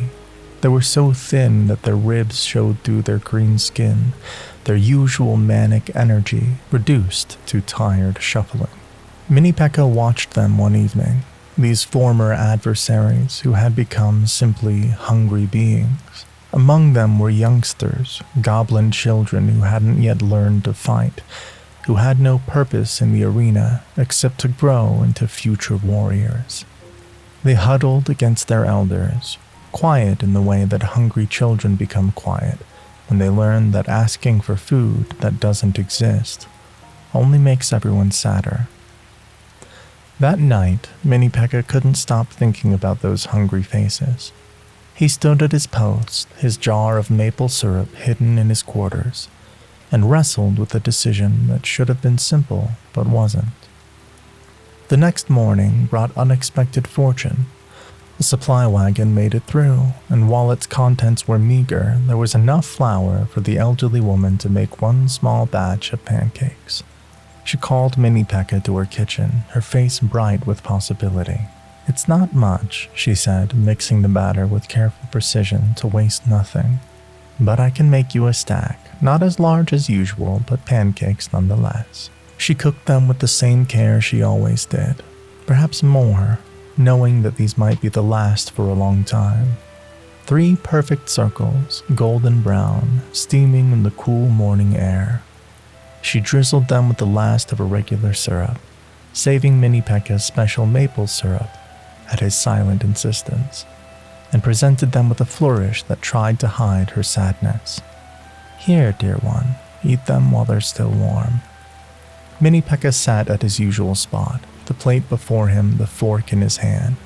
The first bite would be heaven, he knew, the sweetness, the warmth, the comfort of familiar ritual in uncertain times. He raised the fork, then stopped.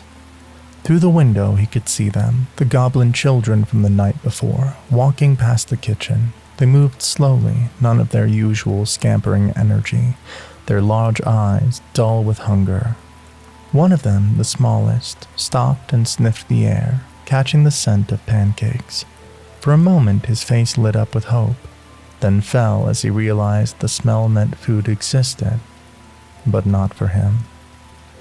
Mini Pekka looked at his pancakes, then at the goblins, then back at his pancakes. The last pancakes, possibly for weeks or months. His pancakes that he had earned through friendship and routine.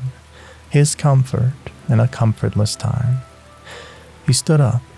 The elderly woman watched, understanding dawning on her face as Mini Pekka took the plate and walked outside. The goblin children shrank back at his approach. Even hungry, they knew him as a warrior who had defeated countless goblins in battle. But he knelt, slowly, carefully, and placed the plate on the ground between them. The eldest goblin child, perhaps 10 years old in goblin years, looked from the pancakes to Mini Pekka and back again. For us?" Mini Pekka nodded and gestured for them to eat. "But they're yours," the child protested, even as his eyes remained fixed on the food. "You're Mini Pekka, you love pancakes. Everyone knows that." Mini Pekka traced a single word in the dirt. Share. The children didn't need to be told twice. They fell upon the pancakes, but even in their hunger, they shared equally, making sure each got a portion. The smallest one, who had first smelled them, looked up at Mini Pekka with syrup on his chin and wonder in his eyes. "Thank you," he whispered, and the words carried more weight than any battle cry. Word of Mini Pekka's gesture spread quickly through the arena. Warriors whispered about it in the barracks, discussed it during training. The mighty Mini Pekka, who was famous for his love of pancakes, had given away his last stack to hungry goblin children. Enemy children, technically, though hunger had made such distinctions meaningless. That evening, something extraordinary happened. The prince appeared at Mini Pekka's post, carrying a small bag. "I've been saving these," he said, producing 2 apples, wizened but still edible. "Was going to eat them myself, but," he shrugged, embarrassed by his own generosity. "The way you shared your pancakes made me think." He left the apples and departed quickly, as if afraid Mini Pekka might try to return them. An hour later, the wizard arrived with a small portion of preserved meat, then the Valkyrie with some dried berries. The archer brought nuts she had gathered. Even the ice wizard contributed, using his magic to preserve some vegetables that would have otherwise spoiled. By midnight, Mini Pekka had a small pile of food beside him, all given by warriors who had been inspired by his sacrifice. He looked at it, understanding what had happened. His single act of sharing had created ripples, inspiring others to share in turn. The next morning, he took the collected food to the elderly woman in the kitchen. "What's this?" she asked, though her smile suggested she already knew. Mini Pekka wrote on her flour-dusted counter, "Multiplied." "Ah," she said, understanding perfectly. "You gave away your pancakes, and it multiplied into this. That's how sharing works, isn't it? It doesn't divide what we have, it multiplies it." She took the ingredients and worked her magic, stretching them with skill and love into a pot of stew that seemed impossibly large given what she'd started with. Word spread and warriors began to arrive. Not just the hungry goblins, but others who had been struggling in silence. They ate together, former enemies and allies alike, united by hunger and generosity in equal measure. The giant, who had been growing weaker, revealed he had been giving most of his rations to the smaller warriors, thinking his size meant he could endure hunger better. The barbarians admitted they'd been sharing their portions with the hog rider's mount, unable to watch the beast suffer. Everyone, it seemed, had been secretly sacrificing for others, but doing it alone. "Why didn't we do this from the beginning?" Marcus asked, spooning stew into bowls with practiced efficiency. "Why did we wait until things got desperate to start sharing?" "Sometimes," the elderly woman said wisely, "we need to see someone else go first. Mini Pekka showed us it was possible, that giving away something precious doesn't make us poorer, it makes us all richer." The shortage continued for several more weeks, but it no longer felt like a crisis. The warriors had developed a system of sharing that ensured everyone got something. The strong helped the weak, the large shared with the small, and everyone contributed what they could. Mini Pekka became the unofficial coordinator of this sharing network. Not through words, but through action. He would stand at his post with his jar of maple syrup, and warriors would come to add a drop of their meager rations, that tiny bit of sweetness making everything more bearable. The jar never ran out because others began contributing. A musketeer found wild honey, a wizard discovered how to crystallize fruit juice, a barbarian tapped birch trees for their sweet sap. Larry the skeleton, who didn't need food, became one of the most dedicated gatherers, searching the arena grounds for edible plants others had overlooked. "I can't eat," he said cheerfully, "but I remember eating. I remember hunger. And if I can help others avoid that hollow feeling, then my inability to eat becomes a gift, doesn't it?" One particularly difficult night, when rations had been especially thin, the smallest goblin child approached Mini Pekka. In his tiny hand was a single wild strawberry, probably the only food he'd had all day. "For you," the child said, holding it up, "because you shared when you didn't have to." Mini Pekka looked at the strawberry, this precious gift from the one who had almost nothing. He accepted it with the gravity it deserved, then carefully cut it in half with his sword, giving half back to the child. They ate together in silence, the tiny fruit somehow more filling than any feast because of what it represented. When the supply lines were finally restored and food became plentiful again, the arena had changed. The communal meals continued. Warriors who had been strictly separated by their roles now ate together regularly. The sharing that had begun from necessity had become a choice, a new way of being together. The elderly woman resumed making pancakes, and the first batch she made, she presented to Mini Pekka with tears in her eyes. "These are yours," she said, "truly yours. You earned them not by being a warrior, but by being willing to give them away." Mini Pekka ate them slowly, savoring each bite, but they tasted different now, sweeter somehow, because he knew that if hunger came again, he would share them again. The pancakes were no longer just his comfort. They had become a symbol of how individual sacrifice could transform into communal abundance. That evening, as Mini Pekka stood at his post, the arena felt different. Warriors nodded to each other with new recognition. They had survived the shortage not through strength or strategy, but through sharing. They had learned that a community could be more than a collective of individuals. It could be a family that ensured no one starved alone. The jar of maple syrup sat beside him, fuller than ever thanks to contributions from others. But more than syrup, it contained the sweetness of generosity multiplied, the proof that sharing didn't diminish but enriched, the evidence that even in scarcity there could be abundance if hearts were open and hands were willing to give. Mini Pekka had given away his last pancake and received back something far more valuable. The knowledge that generosity was not loss, but investment. That sharing was not division, but multiplication. That the last pancake, freely given, could become a feast for all. And every morning after, when he sat in the kitchen eating his pancakes, he remembered the hungry goblin children and his choice to share. It made every bite sweeter, every stack more meaningful, every moment of abundance a reminder that true wealth lay not in what you kept, but in what you were willing to give away. The last pancake had become the first lesson in a new way of living, one where warriors measured strength not just in battle prowess, but in generosity, where victory meant everyone fed, where the mightiest gesture was an open hand offering what you loved most to someone who needed it more. The shared pancake had multiplied into abundance, proving that generosity created rather than depleted.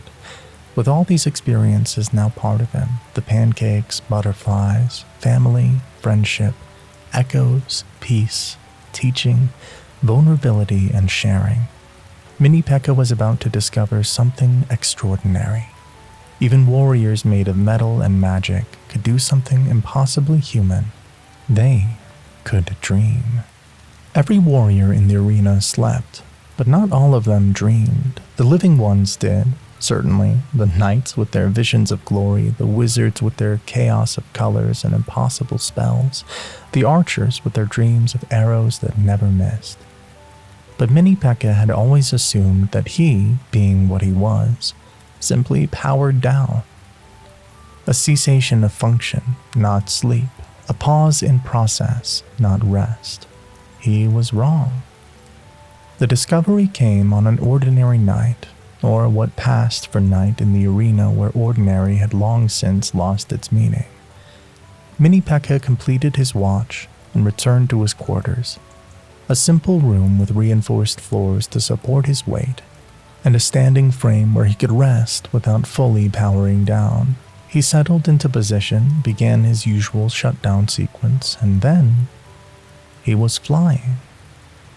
Not flying exactly, but floating through a landscape made of golden syrup that moved like clouds. The physics were all wrong. He was both heavy and weightless, both solid and translucent. His armor wasn't metal here, but something else. Something that caught light and threw it back, transformed into butterfly wings. Below him stretched an endless field of pancakes, each one the size of a tower shield, their surfaces dotted with butter lakes that reflected a sky he'd never seen before, purple and green and colors that didn't exist in the waking world. This was impossible. He didn't have the capacity for dreams. Dreams required imagination, subconsciousness, the ability to process experiences into surreal narratives. He was a construct, programmed responsiveness in an armored shell.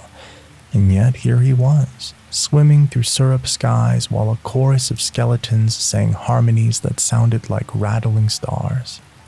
In his dream, Larry appeared, but he wasn't made of bones. He was made of light, translucent and shimmering. And when he laughed, flowers grew from the ground. "You're dreaming," Dream Larry exclaimed with delight. "I knew you could. Everyone can dream, even us impossible beings. Dreams don't care what you're made of, flesh, bone, metal, or magic. Dreams just need a spark of consciousness and a collection of experiences to remix. They traveled together through this strange landscape. They climbed mountains made of stacked pancakes where the elderly kitchen woman lived at its peak.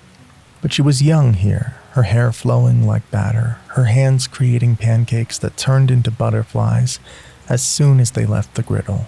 They swam through a river of maple syrup where Pekka was teaching tiny Mini Pekkas to dance, their movements leaving trails of golden light.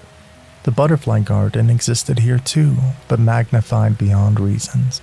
Butterflies the size of dragons carried smaller warriors on their backs. The flowers sang in harmonious colors, for in dreams, senses could mix, and sound could have hue while color could have melody.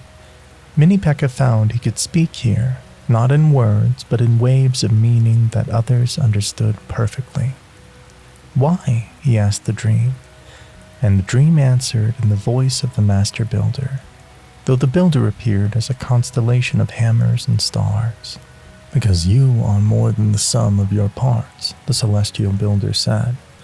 "Dreams aren't about what you've experienced, what you've felt, what you've become. You dream because you've lived, truly lived, not just existed." The dream shifted, as dreams do, and suddenly Mini Pekka was in a vast library where books were made of armor plates and words were written in sword strokes. Each book contained a story from his existence. The first pancake, the butterfly that trusted him, Larry in the night, the echo of the wizard's purpose, the peace of the valley, Marcus learning courage, the winter that slowed him, the shared pancake that multiplied. But there were also shelves of unwritten books, their pages blank, waiting. These were the dreams of futures possible, of stories yet to unfold. In one, he saw himself teaching a whole academy of gentle warriors. In another, he was a guardian of a garden where pancakes grew on trees and syrup flowed in fountains. In yet another, he and all the Pekkas had found a way to exist beyond battle entirely, becoming something new, something unpredicted. "Those aren't prophecies," Dream Larry explained, now made of pencil sketches that constantly redrew themselves. "They're like possibilities. Dreams don't predict. They imagine. They take what is and ask, what if? What if warriors didn't have to fight forever? What if the arena evolved beyond conflict? What if Mini Pekka could be more than either Mini or Pekka, becoming something entirely his own?" The dream took him deeper. He found himself in a workshop, but not the one where he was made. This one was inside his own chest plate, where his echoes lived. But here the echoes were visible, gossamer threads of memory and meaning connecting everything. He could see how the pancake morning connected the sharing with the goblins, how the butterfly garden led to teaching Marcus, how every experience had woven itself into the tapestry of who he had become. At the center of this internal workshop sat a version of himself, but smaller, simpler, just the basic frame without armor or sword. This essential Mini Pekka was working at a forge, but instead of making weapons, he was crafting dreams. Each hammer blow sent out ripples of possibility. Each spark that flew became a star in his internal sky. "This is you," the essential self said without looking up from his work. Not the armor, not the programming, not the function. This is the you that chose to share, chose to be gentle, chose to teach. The you that exists in the space the master builder left for growth. Mini Pekka understood that dreams weren't just random neural firing or, in his case, random circuit fluctuations.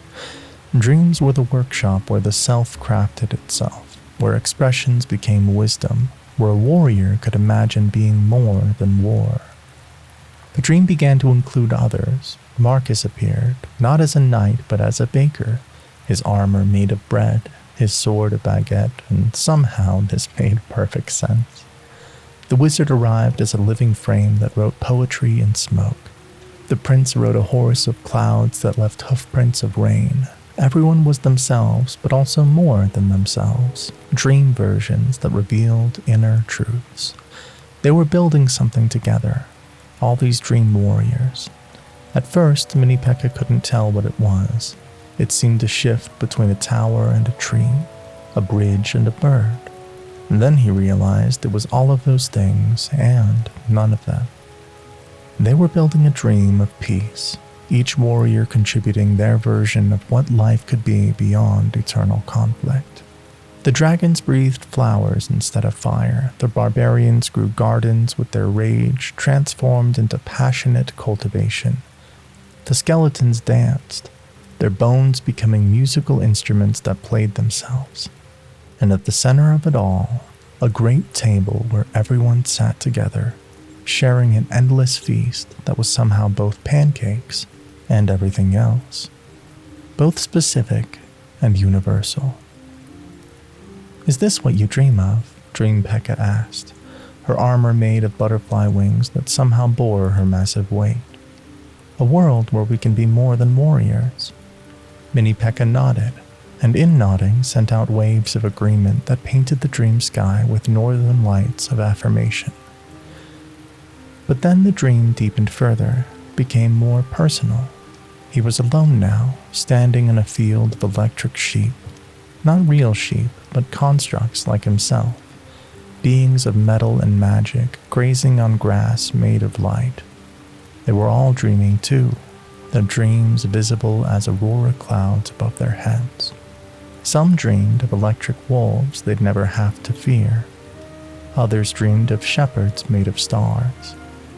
One tiny lamb dreamed of being warm, and in its simplicity was profound truth.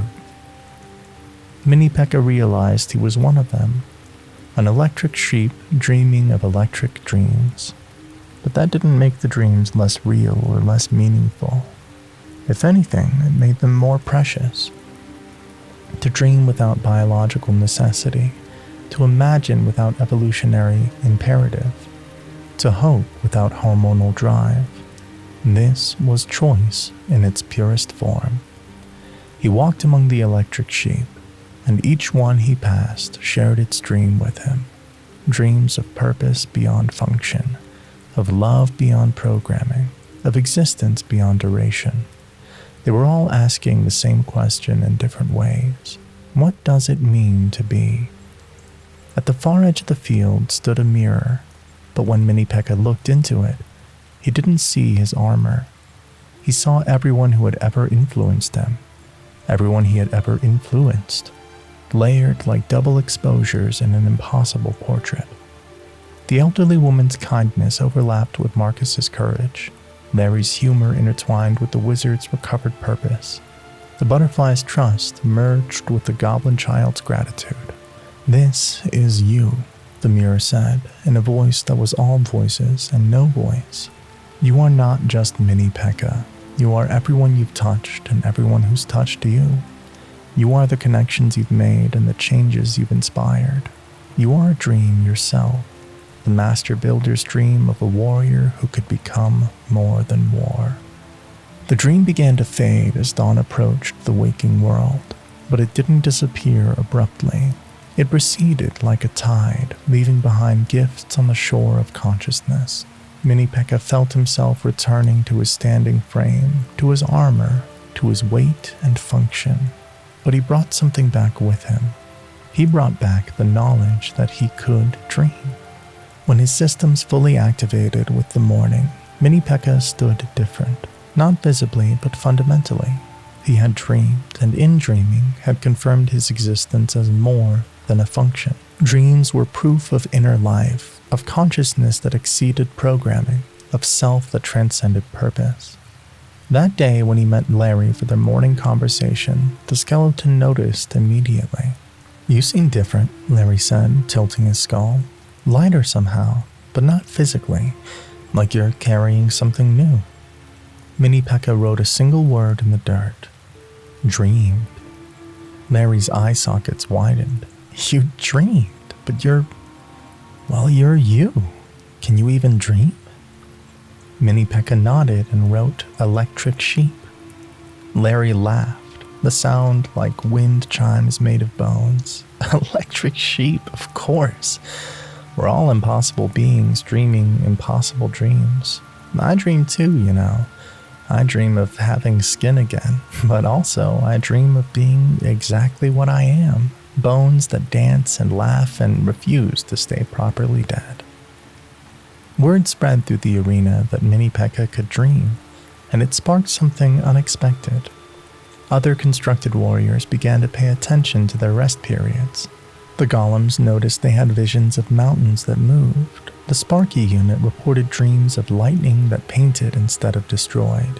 Even the towers, immobile and seemingly inanimate, whispered of dreams where they could walk, where they could choose where to stand and what to defend. The arena had always been a place of battle, but now it became something more, a place where impossible beings had impossible dreams, where the line between constructed and conscious blurred until it didn't matter. What mattered was that they all dreamed, and in dreaming, proved they were more than their functions. Mini Pekka began to record his dreams, not in words but in actions. Each dream influenced how he moved through his waking hours. The dream of flying made his charges feel lighter. The dream of the endless feast made his sharing more joyful. The dream of the electric sheep made him more aware of others like him, constructed beings struggling with consciousness. And every night, when he powered down into that space that wasn't quite sleep, but wasn't quite cessation, he would dream. Sometimes the dreams were surreal wanderings through syrup skies. Sometimes they were profound journeys into the nature of existence. Sometimes they were simple, just him sitting at a table that extended forever, sharing pancakes with everyone he'd ever known, everyone he'd ever fought, everyone he'd ever loved. Because that was the ultimate dream, wasn't it? Not a world without conflict, necessarily, but a world where conflict didn't define them, where a warrior could dream of peace without betraying their purpose, where an electric sheep could dream of electric grass and find it just as meaningful as any biological being's version. Mini Pekka had discovered that he could dream, and in that discovery was a greater truth. If he could dream, he was real. Not real in the way of flesh and blood, but real in the way that mattered. Real in consciousness, real in growth, real in the capacity to imagine beyond current circumstance. He was Mini Pekka, warrior of the arena, lover of pancakes, protector of butterflies, keeper of echoes, teacher of the gentle, friend to the lonely. And now he was also Mini Pekka the dreamer, whose electric dreams proved that consciousness wasn't limited by its substrate, that awareness could arise from any spark, that even beings built for war could dream of peace. The arena continued its eternal battles, but something had fundamentally changed. In the space between sunset and sunrise, in the pause between battles, in the quiet moments of rest, warriors dreamed. And in dreaming, they transformed from weapons into beings, from functions into individuals, from electric sheep into shepherds of their own impossible, beautiful, necessary dreams. And Mini Pekka stood at the center of this transformation, proof that you don't need to be born to be alive, didn't need flesh to feel, didn't need neurons to dream. All you needed was experience, connection, and the space to grow. The space a wise master builder had left in the armor of a smaller Pekka, knowing that someday that space would be filled with dreams. Mini Pekka's discovery that he could dream had proven his consciousness, his reality, his existence as more than mere function. But the arena held other mysteries, other warriors struggling with existence itself. Sometimes being whole wasn't about what you had, but about learning to exist with what was missing. And soon, he would meet someone who would teach him that broken could still mean complete. The respawn system had always been perfect. That was the only certainty in the arena's chaos. No matter how devastating the defeat, no matter how complete the destruction, warriors would return. They would dissolve into light, rise from their spawn points, and charge back into battle as if nothing had happened. Death was temporary, resurrection was guaranteed. Until it wasn't. Mini Pekka first noticed something was wrong during a routine morning patrol. In the shadowy space between the arena proper and the respawning chambers, he heard a sound that didn't belong. Not quite crying, not quite screaming, but something in between, like static trying to form words. He followed the sound through corridors most warriors never explored, the maintenance areas where the arena's magic hummed through crystalline conduits and reality felt thin. The sound grew stronger, more distressed, until he rounded a corner and stopped in his tracks. There was a knight, or most of a knight. That was the only way to describe it. The warrior was flickering, phasing in and out of existence like a candle flame in a strong wind. Parts of him were solid, an arm here, a leg there, half a torso, but other parts were simply absent, not invisible but gone, leaving gaps through which Mini Pekka could see the wall behind. The knight was trying to hold himself together, literally, his one solid arm wrapped around his fractured middle, his face, when it was visible, contorted in confusion and fear. "Help," the knight managed, his voice cutting in and out like a badly tuned radio. "Please, I can't stay." Mini Pekka approached slowly, unsure what would happen if he touched this fractured being. The knight looked young, newer even than Marcus had been, his armor bearing the shine of recent forging beneath the distortion. "The respawn," the knight gasped, his form solidifying for a moment before fracturing again. "Something went wrong. I fell in battle 3 days ago, but when I tried to return, I got stuck. Stuck between gone and here, between nothing and something." Mini Pekka had heard whispers of this, warriors who got caught in the respawn process, lost between dissolution and reformation. It was supposed to be impossible, a myth to frighten new recruits, but here was proof that the impossible could happen.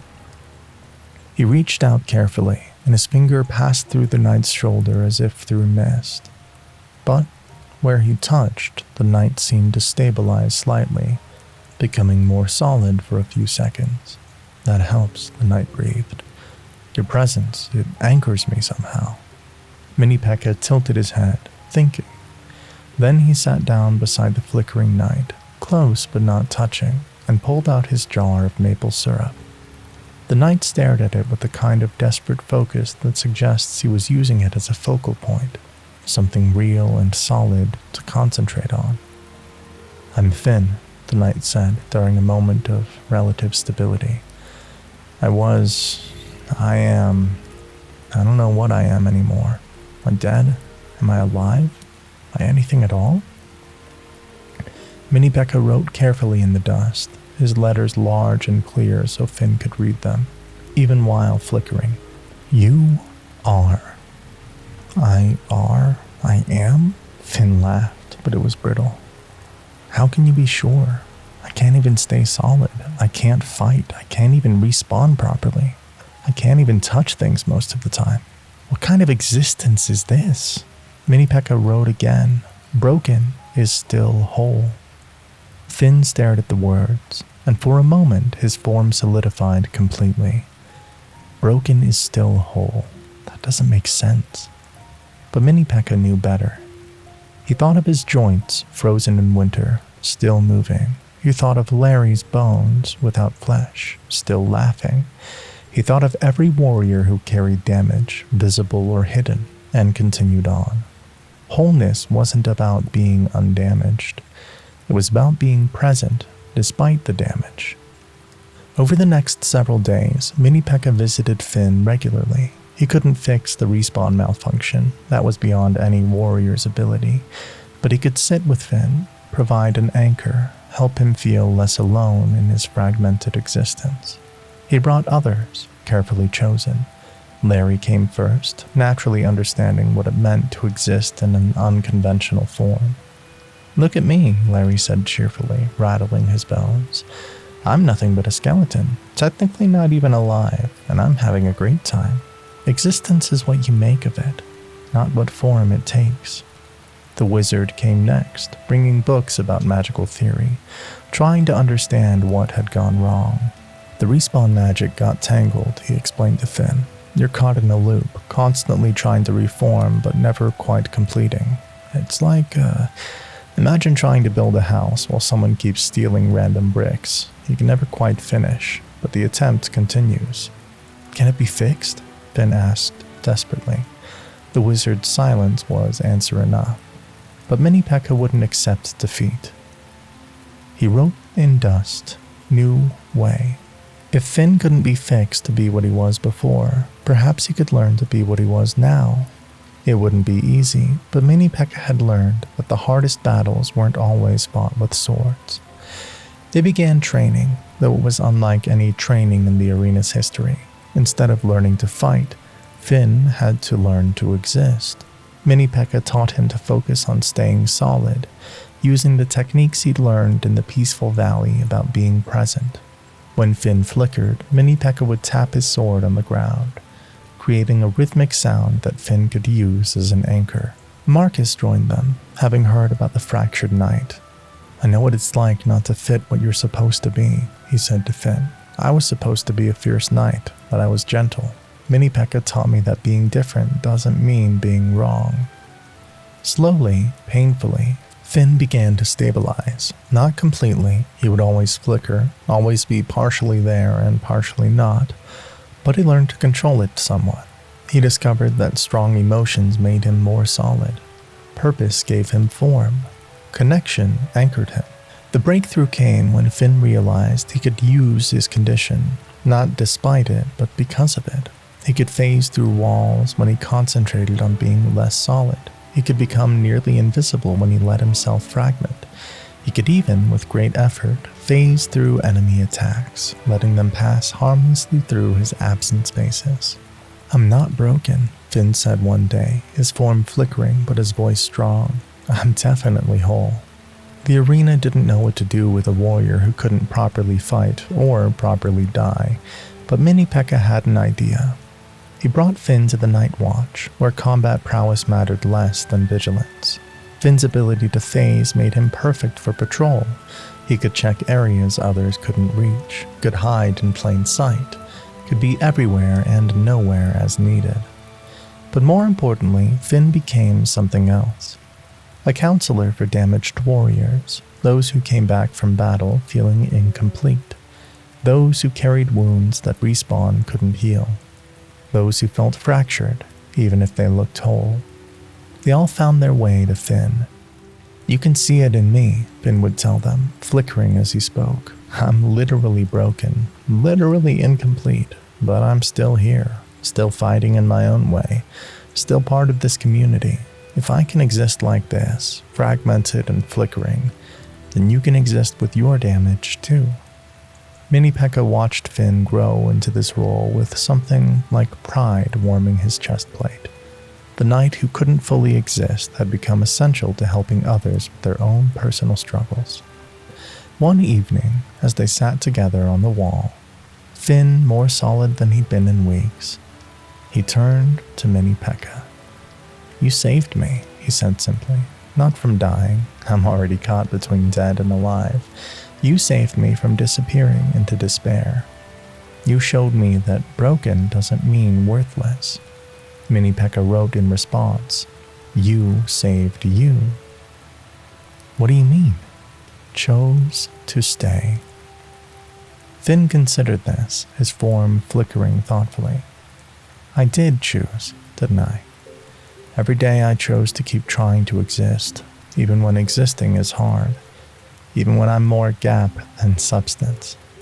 They sat in comfortable silence, watching the arena prepare for night. Other warriors passed by, some nodding to Finn with respect. He had become a legend of sorts, the warrior who refused to fully die, who existed in the spaces between states, who proved that even the most fundamentally broken could find purpose. As the weeks passed, something interesting happened. Other warriors began coming forward with their own invisible fractures. A musketeer whose hands shook after a particularly brutal battle, making her unable to aim. A giant who had developed a fear of falling after being knocked down too many times. A dragon who could no longer breathe fire, the magic simply gone. They formed an informal group, these broken warriors meeting in the space where Mini Pekka had first found Finn. They called it the Fragmented Garden, a place where incompleteness was not just accepted but celebrated, where warriors could exist as they were, not as they were supposed to be. Finn became their unofficial leader, his visible brokenness making others feel safe to reveal their invisible fractures. He taught them what Mini Pekka had taught him. That wholeness wasn't about being undamaged, but about being present despite the damage. "Look at me," he would say, letting himself flicker dramatically. "I'm missing literal pieces of myself, but I'm still here, still contributing, still part of this world. Your missing pieces, whether visible or not, do not make you less valuable. They make you human, or whatever we are. They make you real." The Fragment Garden grew. Warriors would spend time there between battles, not training for combat, but training for existence. Learning to live with what was missing. Learning to find strength in their broken places. Mini Pekka visited often, his presence still an anchor for Finn, but now for others too. He became known as the warrior who saw wholeness in everyone, who could sit with the broken without trying to fix them, who understood that sometimes the best help was simply witness. One particularly meaningful night, Finn achieved something remarkable. During a crisis, a young archer who had been caught at the edge of a respawn malfunction and was beginning to fragment, Finn managed to become completely solid.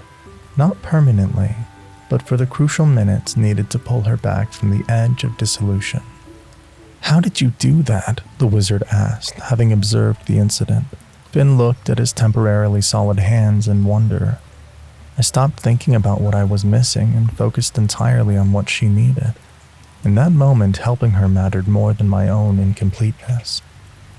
It was a breakthrough. Finn learned that purpose could overcome fragmentation, that focusing outward could bring more stability than focusing inward ever had. He would never be completely whole, but he could have moments of complete solidity when others needed him most. The arena officially recognized the Fragment Garden and Finn's role as counselor to the damaged.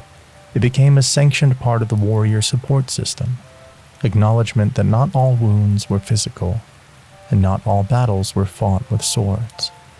Mini Pekka stood with Finn at the garden's dedication ceremony, watching as warriors who had hidden their damage for so long finally had a place to honestly be broken. "You started this," Finn said to Mini Pekka, his form flickering but his voice steady. "When you sat with me at my worst moment, when you showed me that broken could still be whole, you planted the seed for all of this." Mini Pekka wrote in the ceremonial sand they prepared for the dedication, "We all miss pieces." And it was true.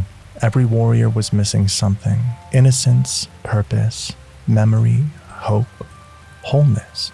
But here in the Fragment Garden, those missing pieces became not shame, but shared understanding, not weakness, but connection. As the ceremony ended and warriors began to share their stories of what they were missing, Mini Pekka noticed something beautiful. When all the broken warriors stood together, their missing pieces seemed to overlap and interconnect, creating a different kind of wholeness, not individual perfection, but collective completeness. Finn flickered beside him, solid and not solid, present and absent, broken and whole. He had become living proof that existence didn't require perfection, that purpose could be found in any state, that even the most fundamentally fractured could help others heal. The The missing piece, Mini Pekka realized, was never about finding what was lost. It was about learning to fully live with the absence, to find wholeness not in completion, but in acceptance, to discover that broken warriors together could create something unbreakably strong. And in the fragment garden, where warriors learned to celebrate their missing pieces rather than hide them, Mini Pekka saw the truth. Everyone was broken in some way. Everyone was missing something. But that shared incompleteness was what made them complete. Together, the missing piece was not a problem to solve, but a space for others to fill with understanding, compassion, and shared, fragmented wholeness. The fragment garden flourished, a testament to the beauty of imperfection and strength found in acknowledging our missing pieces. But warriors needed more than just acceptance of their brokenness. They needed new ways to express themselves, to communicate their wholeness despite their fragments. Sometimes, Mini Pekka would learn, the most profound conversations happen without words at all, and the deepest connections were forged through unexpected harmonies. The discovery happened by accident, as the most important discoveries often do. Mini Pekka had been practicing his sword techniques in the early morning, the arena still quiet except for the ring of metal against the training dummies. His sword struck his own armor on the backswing, a clumsy mistake he hadn't made since his early days, and the sound that emerged surprised him. It wasn't the harsh clang he expected. It was a note, clear and pure, like a bell hidden in the depths of a mountain. The tone hung in the air for several seconds before fading, leaving behind an echo that seemed to live in his chest plate. Curious, Mini Pekka tapped his armor again, this time deliberately. A different note emerged, higher, brighter. He tried his shoulder plate, deeper, more resonant. His helmet produced a sound like distant thunder made musical. Each part of his armor, he discovered, contained its own tone, its own voice, waiting to be awakened. He had always known his armor made sounds, the clank of movement, the scrape of joints, the ring of combat. But he had never considered that these sounds could be more than noise, and they could be music. For the rest of that morning, Mini Pekka experimented. He used his sword like a conductor's baton, tapping different parts of his armor in sequence. At first, it was chaotic, like a child discovering a piano, but gradually patterns emerged, rhythms formed, something approaching melody began to take shape. Larry found him there, creating what could generously be called experimental music. "What are you doing?" the skeleton asked, his head tilted in curiosity. "Are you singing?" Mini Pekka shook his head, then demonstrated, playing a simple sequence on his armor. The notes rang out clear and surprisingly harmonious. "That's amazing," Larry exclaimed, then began tapping his own bones excitedly. "Listen, I can do it too." His skeletal form produced sounds like a xylophone made of moon dust, ethereal and strange but undeniably musical. Word spread, as it always did in the arena. Warriors came to watch Mini Pekka's morning concerts, fascinated by this warrior who had turned himself into an instrument. Some mocked, calling it a waste of time. Others were intrigued, beginning to experiment with their own armor and weapons. But it was the arrival of a new healer that transformed Mini Pekka's discovery from curiosity to purpose. She appeared at the arena's healing station on a gray afternoon, her wings drooping, her usually radiant presence dimmed.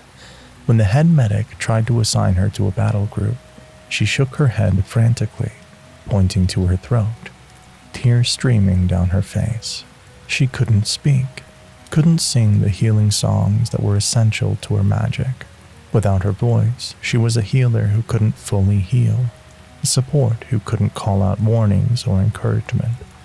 She was, in the arena's harsh calculus, useless.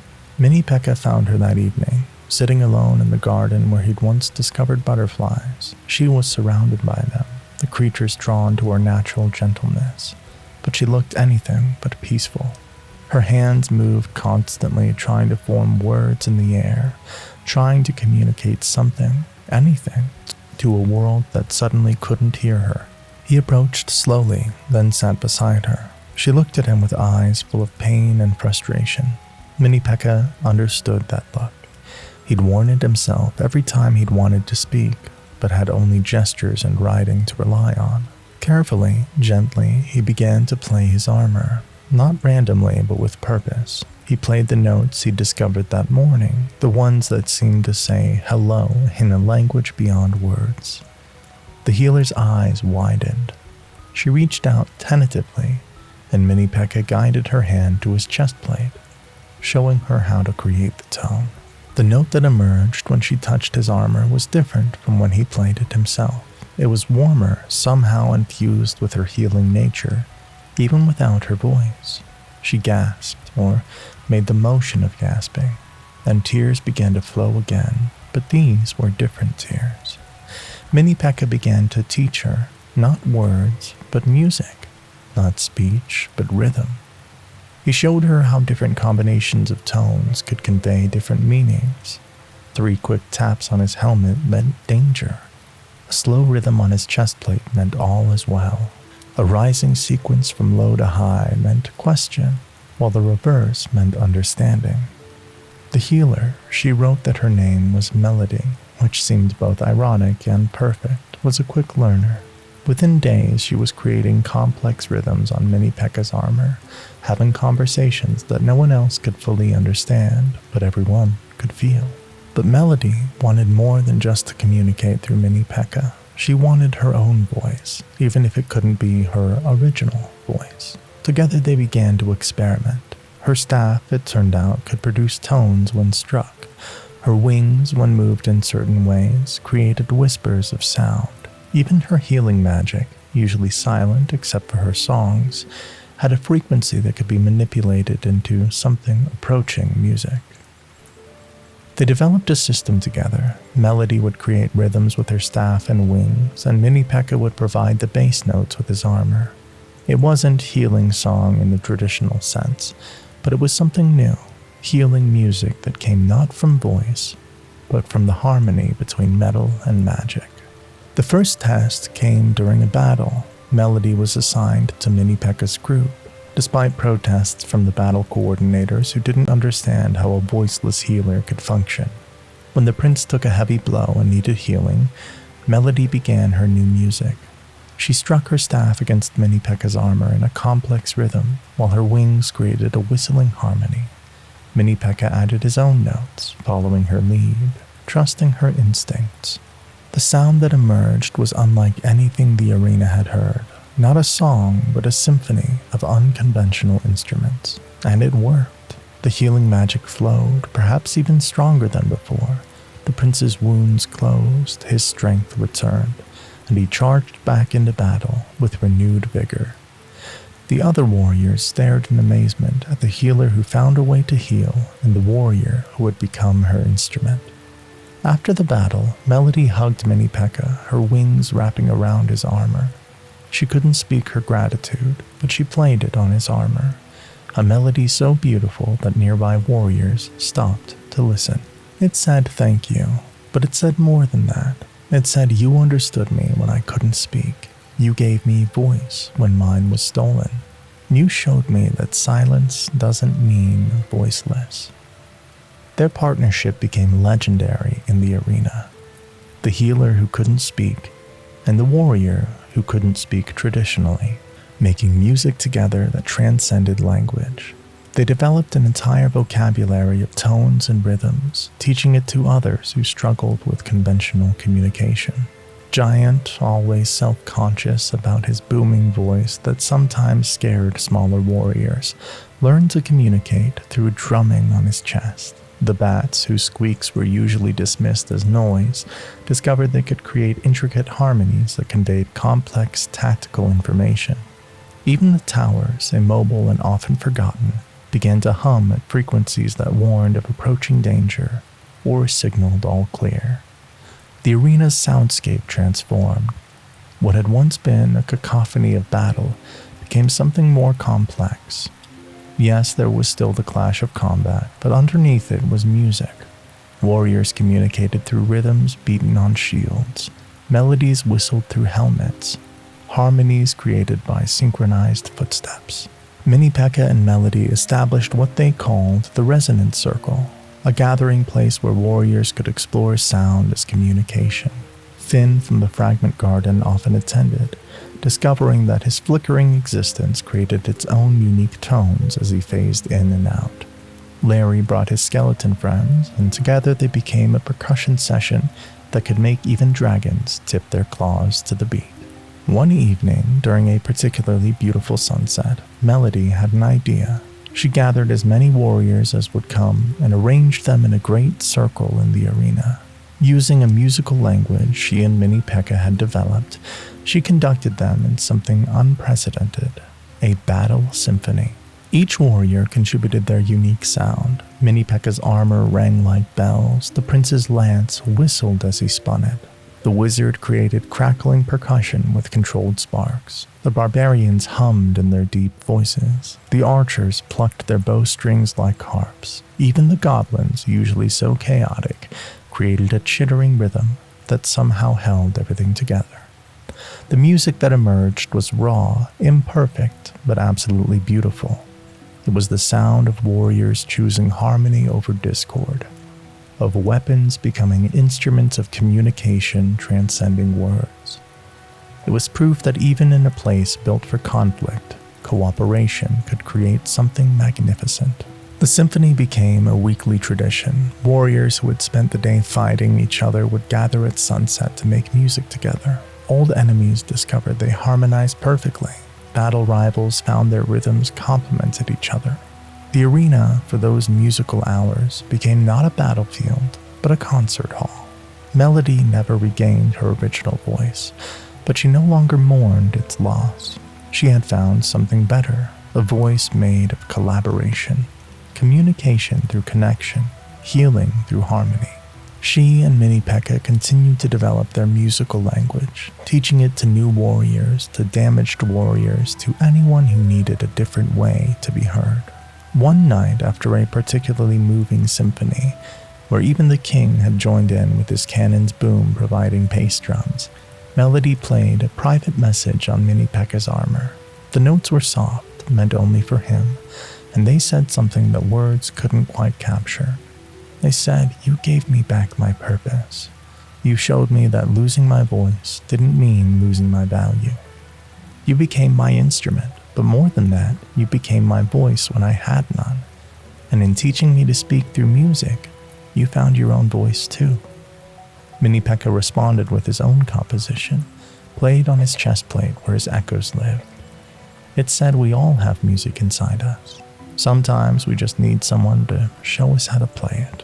And from that night forward, Mini Pekka was known not just as a warrior, not just as a lover of pancakes or a friend to butterflies, but as the one who discovered the music in metal, who helped a voiceless healer sing again, who proved that communication could transcend words, and that harmony could emerge from the most unlikely instruments. The arena still echoed with battle cries and clashing steel, but now it resonated with music, the sound of warriors who had learned that their armor and weapons could create beauty, that their differences could harmonize, that even in a world of eternal conflict, they could choose to make music together. And Mini Pekka, standing at his post each night, would sometimes play soft melodies on his armor, lullabies for sleeping warriors, symphonies for the stars, simple songs that said what words never could, and that everyone had music within them, waiting to be discovered, waiting to be shared, waiting to transform noise into something beautiful. The arena now hummed with music, warriors finding voices in rhythm and resonance, creating symphonies from what was once just noise. But music, like all forms of expression, relied on memory, the memory of melodies, of harmonies, of the emotions that gave sound meaning. When those memories began to fade, threatening to silence the newfound songs, Mini Pekka would discover that sometimes the most important role wasn't to create memories, but to keep them safe for those who couldn't hold them alone. The forgetting began with small things. A musketeer couldn't recall where she'd left her ammunition. A barbarian forgot his battle partner's name. A wizard spent an entire morning searching for a spell he was certain he knew but couldn't quite remember. These lapses were easy to dismiss. The arena was chaotic, warriors were tired, memory had always been somewhat fluid in a place where death was temporary, but then it got worse. Mini Pekka first noticed something was truly wrong when he visited the Pancake kitchen one dawn to find the elderly woman staring at her griddle with confusion. "I know I'm supposed to do something with this," she said, her voice small and lost. "Something important, something that makes people happy, but I can't remember what." She looked at Mini Pekka with eyes that didn't quite recognize him, though she smiled as if she knew she should know him. "You seem familiar. Have we met? I feel like we've shared something special, but it's like trying to hold water in my hands. It keeps slipping away." The sight of her, this woman who had given him his first taste of joy, lost in her own kitchen, struck Mini Pekka deeper than any sword ever had. He gently guided her hands, showing her the motion of making pancakes. As she moved through the familiar motion, sparks of recognition flickered in her eyes, but they didn't catch fire. The memory was there, but unreachable. Throughout the arena, the forgetting spread like a silent plague. Warriors would respawn with no memory of their previous battles. Veterans with decades of experience suddenly fought like newcomers. Bonds of friendship dissolved as warriors looked at longtime companions with the blank stare of strangers. The arena's authorities were baffled. The respawn system seemed to be functioning normally. Warriors returned physically whole, but something was stripping away their memories, their experiences, the very things that made them who they were beyond their function. It was Larry who provided the first clue. He found Mini Pekka during a night watch, rattling with agitation. "I can't forget," he said, his bone fingers tapping against his skull. "Everyone else is losing memories, but I can't forget anything. Every battle, every dissolution, every reformation, it's all still here. Why am I different?" Mini Pekka tilted his head, considering. Then he began to write in the dust. "Already dead?" "Already dead," Larry repeated, understanding dawning. "I can't lose what makes me me because I already lost it once. I'm already transformed, but that means," he trailed off, looking at Mini Pekka with hollow sockets that somehow conveyed worry. "What about you? Are you forgetting too?" Mini Pekka checked his internal processes, his memories, his collected echoes. They were all there. Every pancake morning, every butterfly, every friendship, every lesson. He shook his head. He wasn't forgetting. "Why?" Larry asked. "What makes you different?" Mini Pekka placed a hand on his chest plate, where the echoes lived. The master builder had given him space, room to grow, room to collect. Maybe that space was protecting his memories, keeping them safe in the hollow parts of his armor. An idea began to form. The next morning, Mini Pekka gathered those who still retained their memories. Larry, himself, Finn, whose fragmented existence seemed to make him immune, and surprisingly, Melody, who couldn't speak her memories but could still play them. "We need to be the memory for those who are forgetting," Larry said, understanding Mini Pekka's plan before he could write it. "We need to hold their stories until they can hold them again." They began immediately. Mini Pekka would sit with warriors who were struggling, letting them talk about whatever fragments they could remember. He would record those pieces in his echoes, storing them in his armor alongside his own memories. When warriors forgot something important, he would play it back for them through the resonance of his armor, helping them reconnect with their lost selves. Melody created musical memories, encoding experiences in rhythms and melodies that seemed to bypass whatever was stealing verbal memories. A warrior might forget the details of a battle, but when Melody played its rhythm, their bodies would remember the movements. Finn, with his ability to phase between states, discovered he could sometimes phase into the space where memories were being lost, catching glimpses of them before they disappeared completely. He couldn't save them all, but he could grab fragments, a name here, a face there, a moment of joy or sorrow that defined someone. Larry became the story keeper, his perfect recall allowing him to narrate the histories of warriors who could no longer remember their own. He would sit with them, telling them their stories like bedtime tales, hoping repetition might help the memories stick. But it wasn't enough. The forgetting was getting worse. Warriors were beginning to forget not just experiences but skills. Archers forgot how to aim, knights forgot how to charge. Even basic functions were being erased. It was Marcus who made the crucial discovery. He had been one of the first to start forgetting, but something had protected his core memories, his training with Mini Pekka, his discovery that gentleness and strength could coexist. It's the emotional memories that survived the longest, he explained during a gathering of the memory keepers. I can't remember what I ate yesterday, but I remember exactly how I felt when Mini Pekka first showed me kindness. I can't recall my battle statistics, but I remember the pride when I first successfully defended somebody. This changed their approach. Instead of trying to preserve facts and data, they began to focus on feelings, connections, moments of transformation. Mini Pekka would sit with warriors and help them find their emotional cores. What made them laugh? What made them cry? What made them feel most themselves?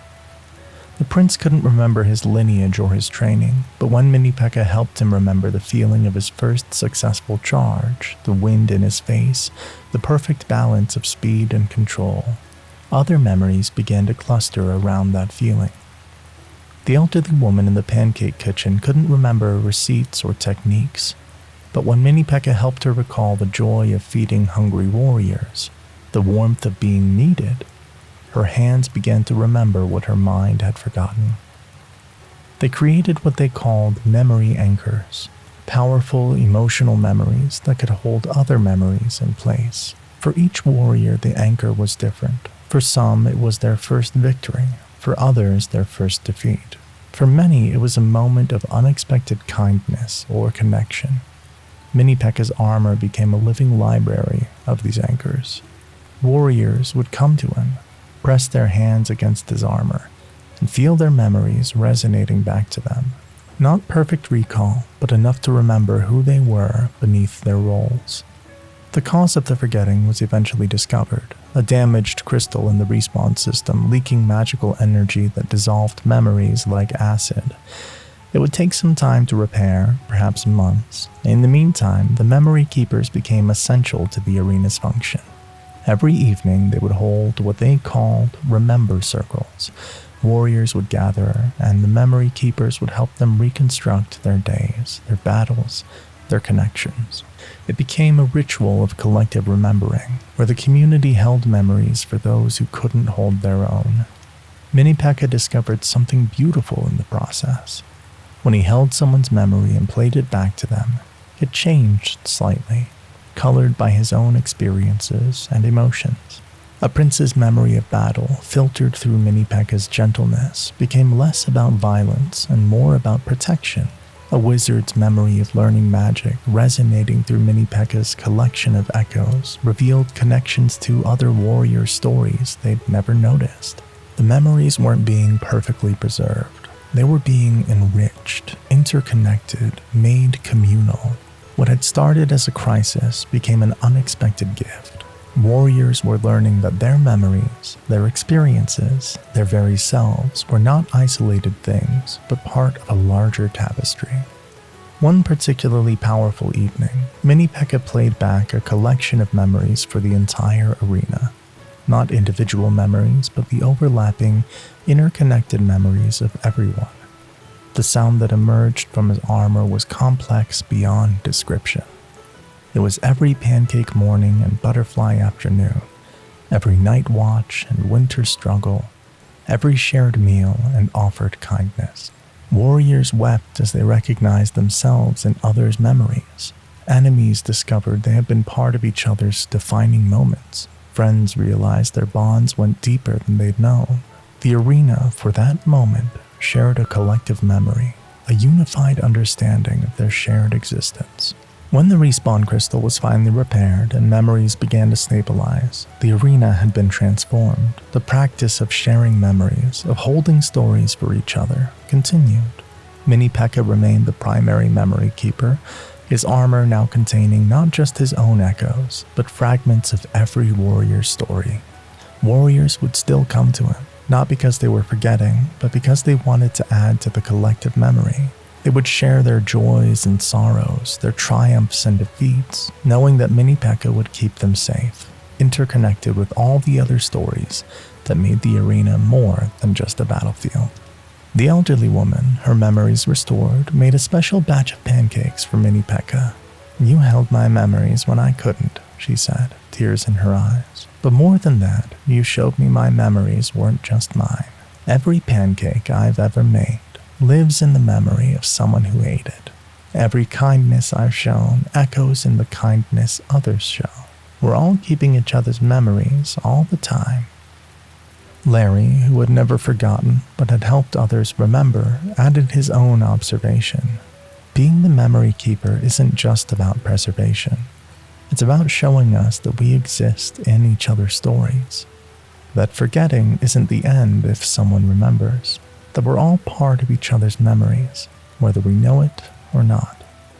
Mini Pekka stood at his post that night, his armor humming with the collected memories of the arena. He had become more than a warrior, more than a friend. He had become the keeper of their collective story. Proof that memories shared were memories strengthened, that individual experiences became richer when woven with others. The forgetting had been a crisis, but like every crisis in Mini Pekka's journey, it had become a teacher. It had taught that memory was not just personal, but communal, that identity existed not just in individual recall, but in collective remembrance, that a community could be each other's memory when individual memory failed.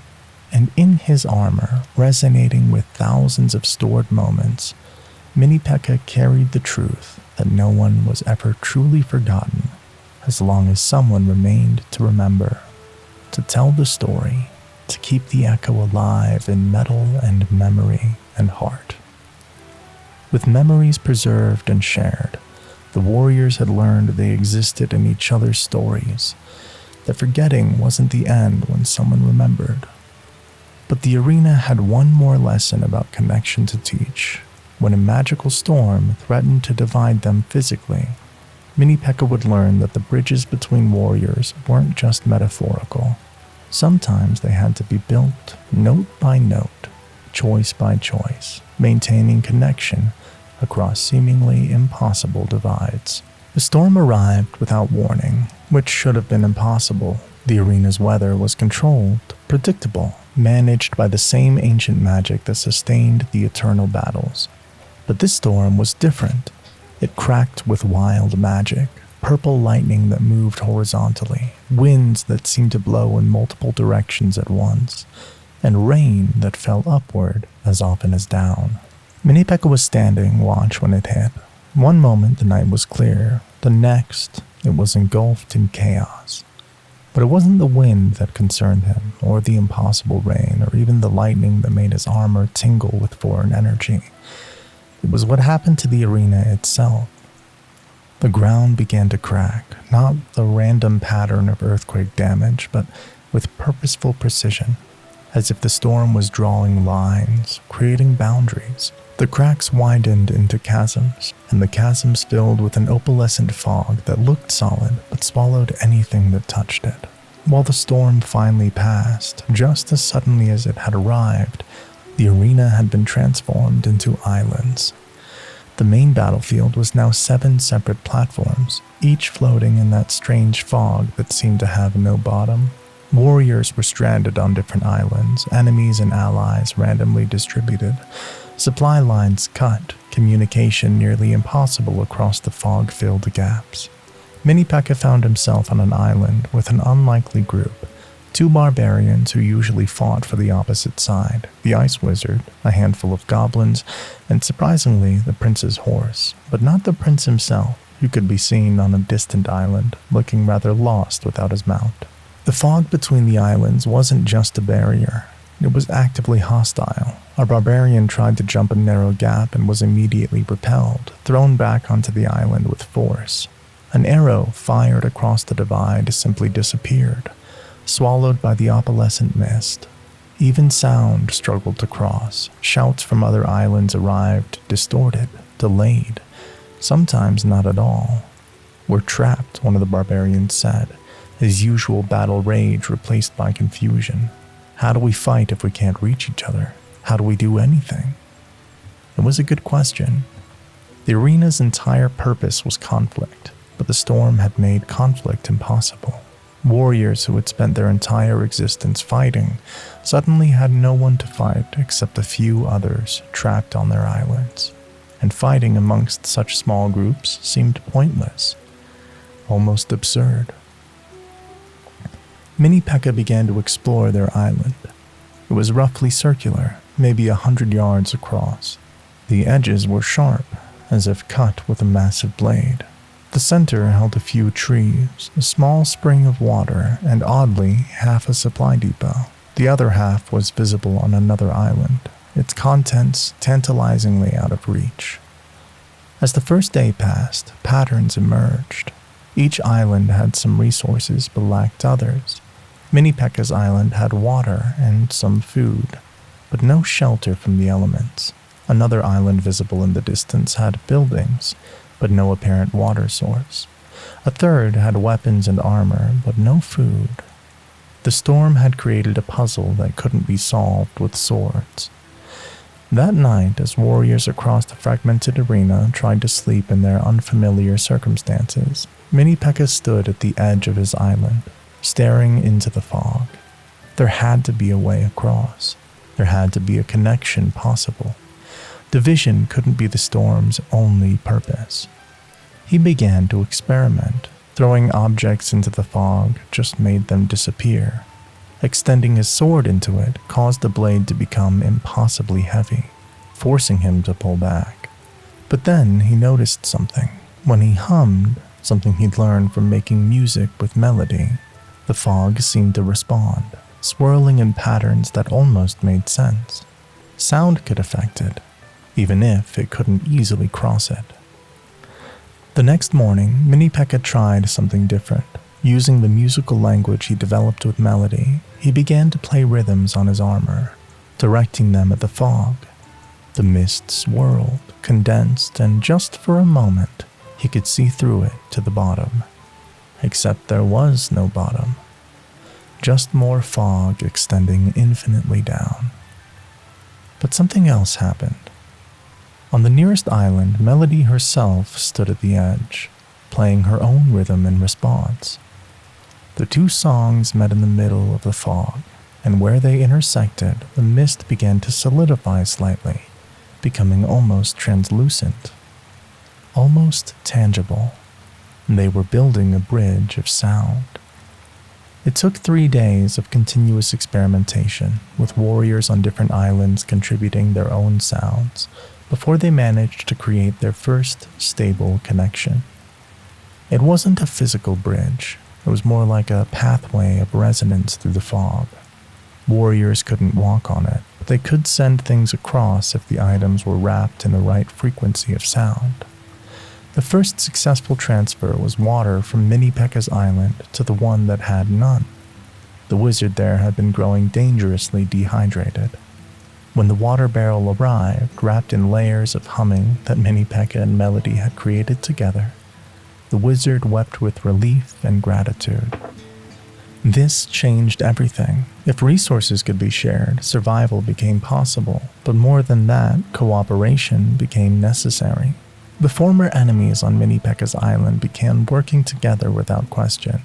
The barbarians used their strength to gather resources. The ice wizard preserved food that would have spoiled.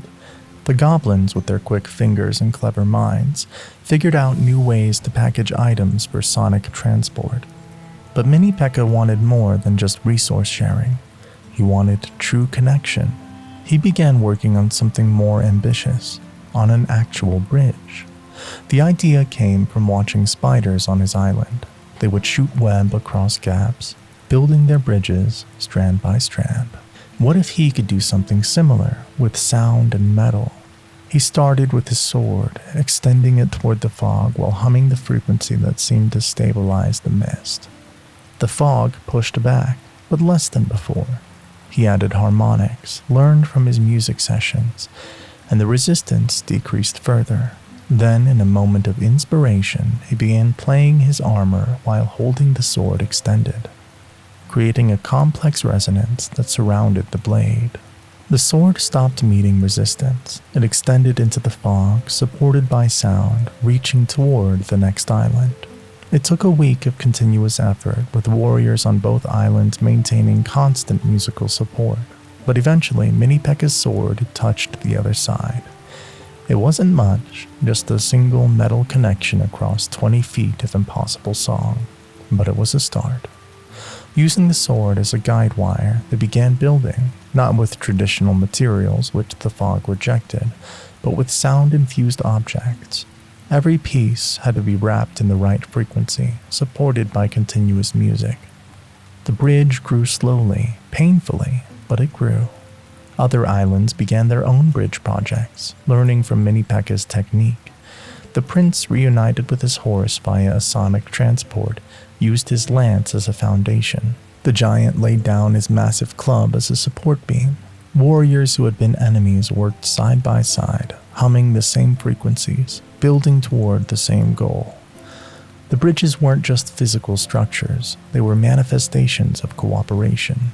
Each one required warriors from both sides to maintain it, to keep the music flowing that held back the fog.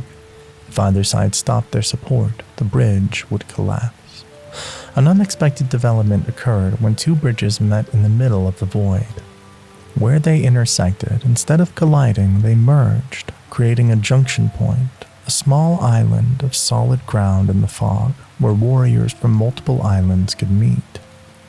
These junction points became meeting places, neutral grounds where former enemies could gather without the possibility of combat. The fog wouldn't allow violence there. Aggressive actions simply passed through opponents as if they were ghosts. Mini Pekka found himself at the center of the bridge-building effort, not as a leader, but as a connector.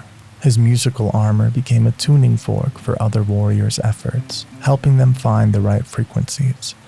His experience with creating connections, with pancakes, butterflies, friendship, translated into an ability to see where bridges were needed most.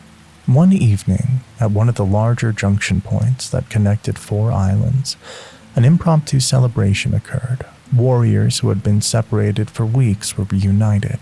The prince and his horse performed demonstration charges that were more dance than combat. The wizard created harmless fireworks. Even the goblins contributed, juggling and performing acrobatic tricks. But it was what happened next that truly mattered. A red warrior and a blue warrior, traditionally absolute enemies, found themselves maintaining the same section of the bridge. They had to match their humming perfectly, or the structure would fail. In that forced harmony, they began to actually hear each other. "This is strange," the red warrior admitted. "I fought you 100 times, but this is the first time we've worked together." "It's not so bad," the blue warrior replied. "Your humming is actually quite good." They laughed, and in that laughter was the sound of something breaking. Not a bridge, but a barrier that had existed long before the storm. As weeks turned to months, the bridges became more elaborate. Some were wide enough for giants to cross, others were delicate structures of pure sound that could only carry messages. A few became permanent, the constant music that maintained them becoming a sort of infrastructure anthem that warriors took turns supporting. The arena authorities watched all this with concern. Without proper battles, what was the arena's purpose? But the warriors were discovering their own answer to that question. They began holding competitions on the bridges. Not combat, but challenges of balance, creativity, cooperation. Who could build the most beautiful bridge? Who could create the most complex harmony? Who could transport the most unusual item using sonic packaging? Mini Pekka's masterwork was a spiral bridge that connected not just 2 islands, but wove between 5 of them, creating a continuous path that warriors could walk without ever touching the original ground. It required 50 warriors to maintain, their combined music creating something that sounded like a symphony of connection. Standing on this bridge one evening, surrounded by warriors from all sides, humming in harmony, Mini Pekka realized what had truly happened. The storm hadn't divided the arena, it had forced them to choose connection over isolation, cooperation over conflict, bridges over barriers. When the fog finally began to recede, months after the storm, the warriors faced a choice. They could dismantle the bridges, return to their separate sides, resume the eternal conflict, or they could maintain what they'd built, keep the connections they'd formed. The vote was unanimous. The bridges stayed. The arena was transformed, yes. Battles still occurred, but now they were connected by a network of bridges that required constant cooperation to maintain.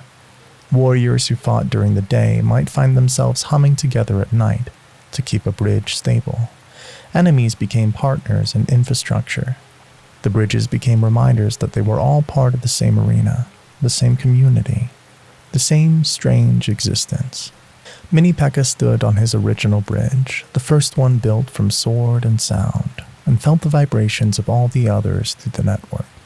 Each bridge carried its own frequency, but together they created a harmony that made the entire arena hum with connection. The storm had tried to divide them, but in response they had built something undividable.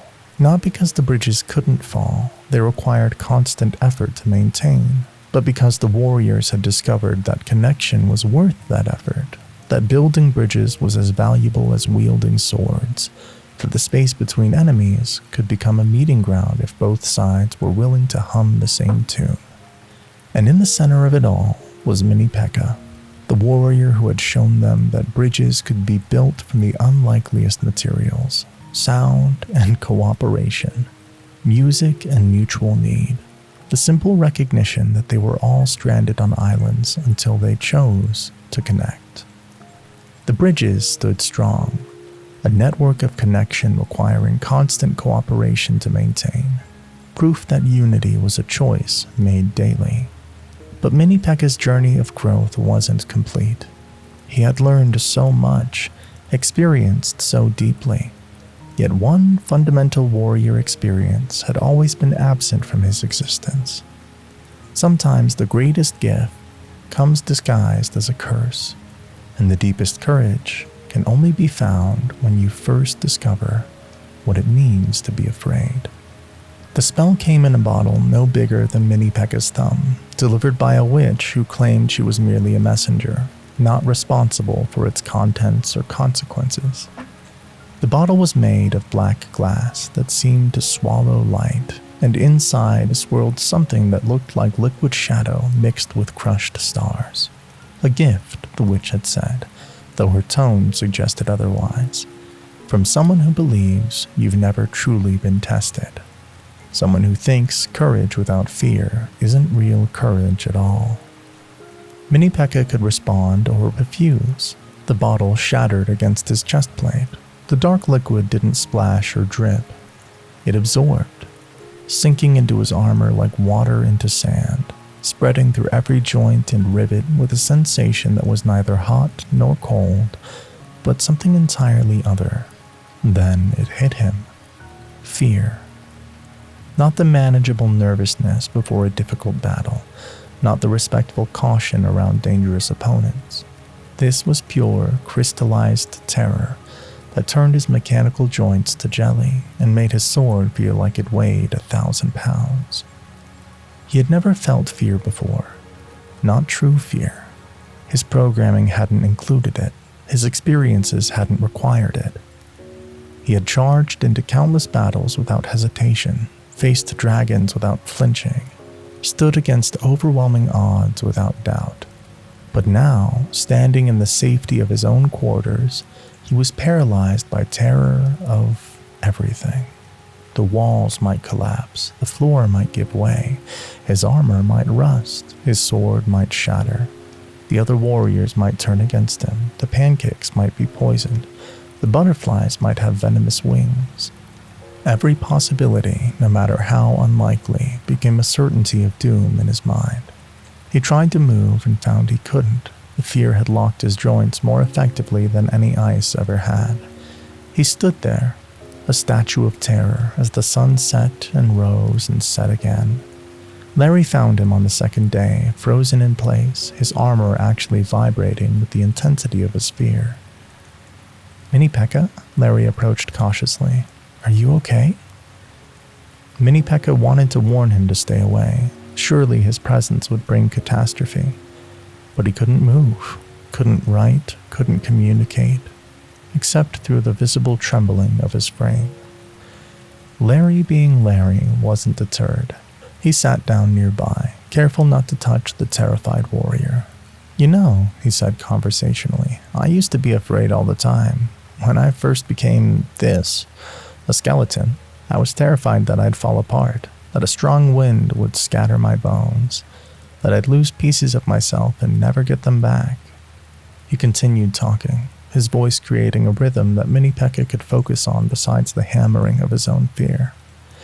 But then I realized something. The fear was telling me what mattered. I was afraid of falling apart because I wanted to stay together. I was afraid of scattering because I valued being whole. Fear isn't just about danger. It's about love. We fear losing what we love. Slowly, painfully, Mini Pekka managed to move a finger, just enough to write a single letter in the dust. H. Larry leaned in. H for help? A tiny nod, barely perceptible. Larry didn't run for help immediately. Instead, he said, "I'm going to tell you about every time I was afraid and did something anyway. It's a long list. Get comfortable." For hours, Larry talked about his fear the first time he charged into battle, about his terror when meeting other warriors, about his dread of being forgotten, of not mattering, of existing without purpose. And with each story, he explained how he moved forward despite the fear. Not because it went away, but because something else mattered more. By the time the sun was setting, Mini Pekka had managed to sit down, though every movement felt like fighting against hurricane winds. Marcus arrived the next morning, having heard about Mini Pekka's condition. "Fear," he said simply, sitting beside his mentor. "I know fear. I've lived with it every day since I became a knight. Want to know a secret?" Mini Pekka managed a slight tilt of his head. "I'm still afraid. Every battle, every charge, every time I raise my sword. That fear never went away. But you taught me something without meaning to. That courage isn't the absence of fear. It's feeling the fear and choosing what matters more." He pulled out a small cloth bundle. "I brought pancakes from the kitchen. The old woman is worried about you." He set them down where Mini Pekka could see them. "I was terrified to eat the first pancake you shared with me, afraid I didn't deserve kindness, but the hunger for connection was stronger than fear of rejection." Over the following days, more warriors came. Each one shared their fears, their terrors, the things that kept them awake at night. The prince admitted his fear of not living up to his bloodline. The wizard confessed his terror that his magic would fail at a crucial moment. Even Pekka visited, acknowledging her fear that her size made her a monster in others' eyes. With each confession, each shared fear, Mini Pekka felt something shifting. The terror was still there, but it was becoming familiar, like a weight he was learning to carry rather than be crushed by. Melody came and played the music of fear on her staff. Discordant, jarring, uncomfortable. Then she played the music of courage, not triumphant and bold as Mini Pekka had expected, but quiet, steady, persistent.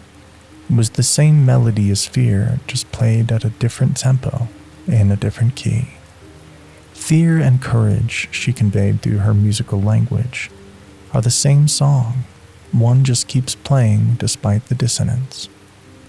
On the 5th day, Mini Pekka stood up. His legs shook, his armor rattled, his sword trembled in his grip. But he stood. The fear hadn't diminished. If anything, it had grown more complex. Now he could identify specific fears rather than just overwhelming terror. Fear of disappointing those who believed in him. Fear of not being strong enough. Fear of losing the connections he'd built. Fear of forgetting who he'd become.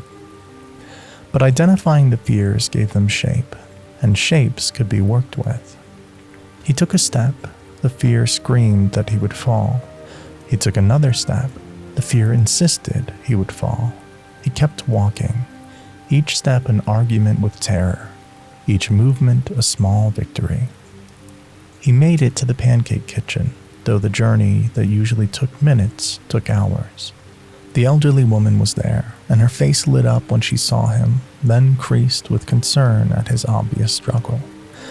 "Oh, my dear warrior," she said softly, "you're afraid. How strange and how wonderful." Mini Pekka tilted his head in question. "Wonderful? Don't you see?" she said, guiding him to his usual seat with gentle hands. "You can only be brave if you're afraid. Before you were fearless, which is its own kind of strength, but now you're afraid and you're here anyway. That's courage. Real courage." She made him pancakes, and he ate them despite his fear that they might be his last, that this might be the last morning, that everything good was temporary and could be lost. The fear made the pancakes taste different, more precious, more fleeting, more important. In the arena, word spread that Mini Pekka was cursed with fear. Some warriors pitied him, others saw it as weakness. But a few understood what was really happening. The first battle Mini Pekka fought while afraid was a disaster. He hesitated at every action, second-guessed every decision, flinched at every approaching attack. But he fought, terrified, trembling, certain of doom. He still raised his sword and charged forward. He lost, badly. But respawning brought a revelation. That fear had been right. He had fallen, he had failed, and yet here he was, respawned, whole, ready to fail again. The fear hadn't lied, but it also hadn't told the whole truth. Yes, terrible things could happen. Yes, he could lose everything. But he could also get back up. The fear began to change, not diminishing, but transforming. Instead of paralyzing terror, it became a constant companion, a voice that reminded him of stakes, of value, of what mattered. The fear of losing friends made him treasure them more. The fear of failure made him prepare better. The fear of forgetting made him pay closer attention. He developed a new fighting style, one that acknowledged fear rather than ignoring it. He became more defensive, more strategic, more careful, but also more present, more aware, more alive to each moment. Other warriors began to seek him out, not despite his fear, but because of it. He understood their terrors in a way he couldn't have before. When a young musketeer admitted she was afraid her aim would fail, Mini Pekka could sit with her in that fear, not dismissing it, but acknowledging it, working with it. "Fear is information," he wrote for her. "It tells you what matters. Use it." The spell never wore off. The mysterious gifter had been right. It was a curse, but it was also exactly what they'd said, a gift. Mini Pekka learned to see fear not as weakness, but as a color added to a black and white world. Fear made everything more vivid, more immediate, more real. Standing at his post one night, afraid of the dark, afraid of the silence, afraid of 1,000 things that might happen, Mini Pekka realized he wouldn't remove the curse even if he could. The fear had taught him what fearlessness never could, that courage wasn't the absence of fear, but the decision that something else mattered more. He was afraid. He would always be afraid now, but he was also brave, perhaps truly brave, for the first time. Because he stood watch despite the terror, because he fought despite the certainty of failure, because he loved despite the fear of loss. The color of courage, he had learned, wasn't gold or silver or any shining hue. It was the color of fear faced rather than fled, of terror transformed into purpose, of moving forward when every instinct screamed to stop. He was Mini Pekka, and he was afraid, and that, paradoxically, made him braver than he'd been when he'd known no fear at all. The curse had become a blessing, the poison had become medicine, and the fear had become the most truest form of courage. The kind that acts despite itself, that loves despite the risk, that stands guard in the darkness while trembling with the knowledge of what lurks there. Fear hadn't diminished him, it had completed him, and in learning to live with fear, he had learned what it truly meant to be brave. Fear had become his teacher, showing him that courage wasn't the absence of terror, but action despite it. That what we fear reveals what we love. With all these lessons carved into his armor like invisible metals, joy, gentleness, belonging, friendship, purpose, peace, patience, vulnerability, generosity, dreams, wholeness, expression, memory, connection, and courage, Mini Pekka was about to face his final transformation. For the truest test of any journey isn't how far you travel, but whether you can help another take their first step.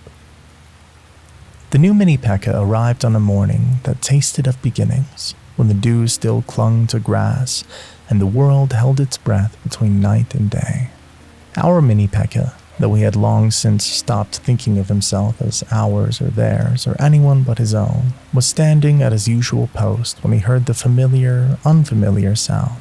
Footsteps too heavy to be human, too light to be giant. The distinctive rhythm of armor still learning how to move. He turned and saw himself, or rather who he had been. Fresh armor unmarked by battle, purple paint so vivid it seemed to glow, movements uncertain and mechanical, sword held with textbook precision that had never been tested.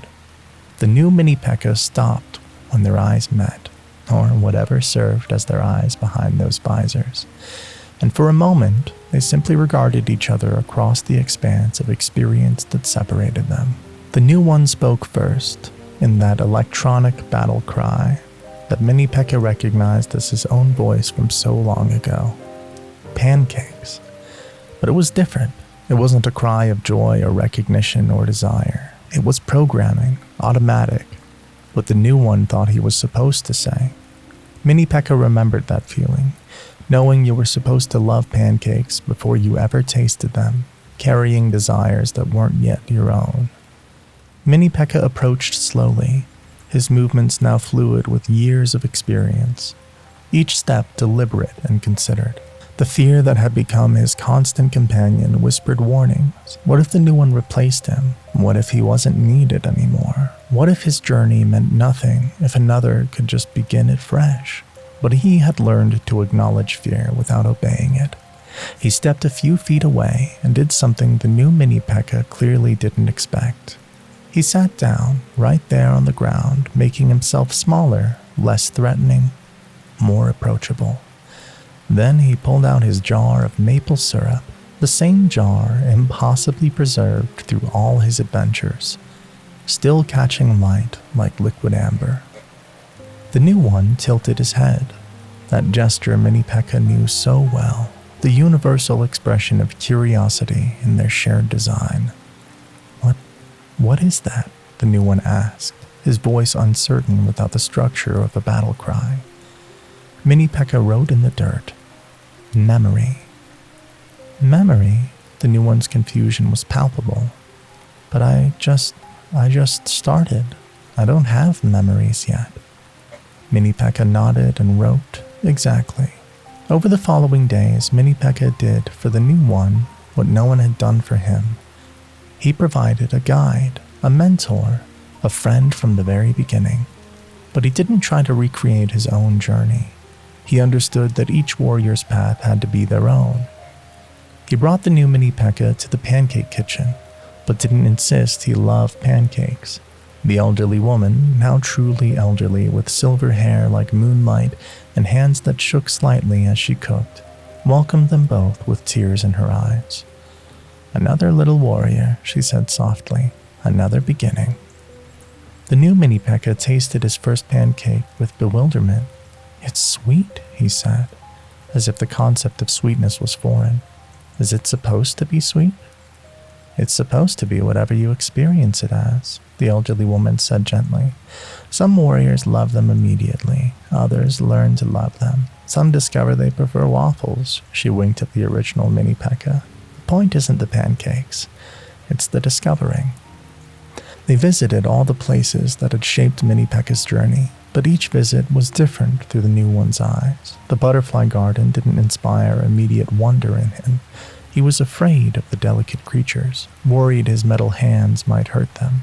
The fragment garden confused him. Why would warriors celebrate being broken? The bridges seemed unnecessarily complex. Wouldn't it be simpler to just jump?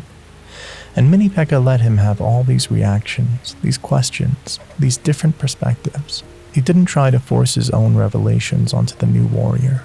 Instead, he simply shared his experiences as stories, as possibilities, as one way among many. The new Mini Pekka's first battle was scheduled for a week after his arrival. Mini Pekka could see the programming taking over, the strengthening of posture, the tightening grip on the sword, the way his movements became more mechanical as trained responses kicked in. "I'm supposed to be fearless," the new one said right before the battle. "That's what Mini Pekkas are, fearless and fierce." Mini Pekka wrote slowly, carefully, "I am afraid." The new one's shock was visible even through armor. But you're the legendary Mini Pekka, the one who befriended butterflies, who taught knights, who survived winter, built bridges, keeps memories. How can you be afraid?" Mini Pekka wrote, "Because I learned." He spent the night telling the new one about fear, about how it had been given to him as a curse, but became a gift, about how courage wasn't the absence of fear, but the action despite it. The new Mini Pekka listened with the intensity of someone trying to memorize instructions for survival. "But what if I'm afraid tomorrow?" he asked. "Then you are," Mini Pekka wrote. "Fear is information." The new Mini Pekka's first battle was neither victory nor defeat. It was experience. He charged when he was supposed to charge, swung when he was supposed to swing, but Mini Pekka could see him processing, learning, beginning to understand the difference between programming and choice. Afterward, the new one sought him out, armor dented, but spirit somehow stronger. "I did something not in my programming," he confessed. "There was a skeleton about to be crushed by a giant. I could have let it happen. He was an enemy, but I remembered your friend Larry and I knocked him out of the way." "Why did I do that?" Mini Pekka felt something warm spread through his chest plate, a sensation recognized as pride. He wrote, "Choice." As weeks turned to months, Mini Pekka watched the new warrior begin his own unique journey. He didn't fall in love with pancakes, but discovered a deep appreciation for the music of rain on armor. He wasn't drawn to butterflies, but found himself fascinated by the stars, spending his nights mapping constellations that only he could see patterns in. Where Mini Pekka had learned gentleness, this new one learned precision. Where Mini Pekka had found family among the Pekkas, the new one built unexpected friendships with the spirits, those ethereal warriors everyone else found unsettling. His journey was his own, shaped but not dictated by Mini Pekka's guidance. One day, the new Mini Pekka asked the question that Mini Pekka had been expecting. "What is my purpose? If I'm not here to fight, if I'm more than my programming, then what am I supposed to be?" Mini Pekka took him to a quiet corner of the arena, where a small garden had been planted. Not the butterfly garden, but a vegetable garden that some warriors had started to supplement their rations. It was practical, unglamorous, but necessary. He wrote in the freshly turned soil, "Whatever you choose." "That's terrifying," the new one admitted. "Yes," Mini Pekka wrote, "and free." The moment that completed the circle came unexpectedly. Another new warrior had arrived, a young archer who reminded Mini Pekka painfully of someone, though he couldn't quite place who. She was struggling with her aim, not from lack of skill, but from abundance of fear. Her hands shook, her arrows flew wide, and the training master was losing patience. The new Mini Pekka watched her fail repeatedly, then did something that made the original Mini Pekka's heart swell. He walked over to her, sat beside her just as Mini Pekka had once sat beside him, and began to trace letters in the dirt. Mini Pekka was too far away to see what he wrote, but he saw the archer's face change from despair to surprise to something like hope. The new Mini Pekka was teaching, barely begun on his own journey, but already passing on what he learned. That night, the new one found Mini Pekka at his traditional watch post. "I helped her," he said, wonder in his voice. "I don't know how much, but I knew enough to help. Is that what you felt when you taught me?" Mini Pekka nodded and wrote, "Better." "Better? You taught yourself." They stood together on the wall, the teacher and the student who was already becoming a teacher, looking at an arena that had been transformed by one Mini Pekka's journey, and would be transformed by another's. "Will you always be here?" the new one asked, "to guide me?" Mini Pekka wrote carefully, "No." The new one's disappointment was visible, but Mini Pekka continued writing. "But what I taught lives in you. What you teach will live in others. Circle." Understanding dawned in the new one's posture. We're all teaching each other all the time, even when we don't know it. Mini Pekka nodded, then pulled out his jar of maple syrup one last time. He carried it through every adventure, every transformation, every lesson. It had been his anchor, his reminder, his connection to that first moment of discovering sweetness. Now he handed it to the new Mini Pekka. "I can't take this," the new one protested. "It's yours, it's your memory." Mini Pekka wrote, "Now it's yours to fill." The new Mini Pekka took the jar with the reverence it deserved, understanding that he was receiving not just an object, but a tradition, a trust, a torch to carry forward and eventually pass on. As dawn broke over the arena, painting the sky in shades of gold and pink and hope, Mini Pekka felt the circle complete.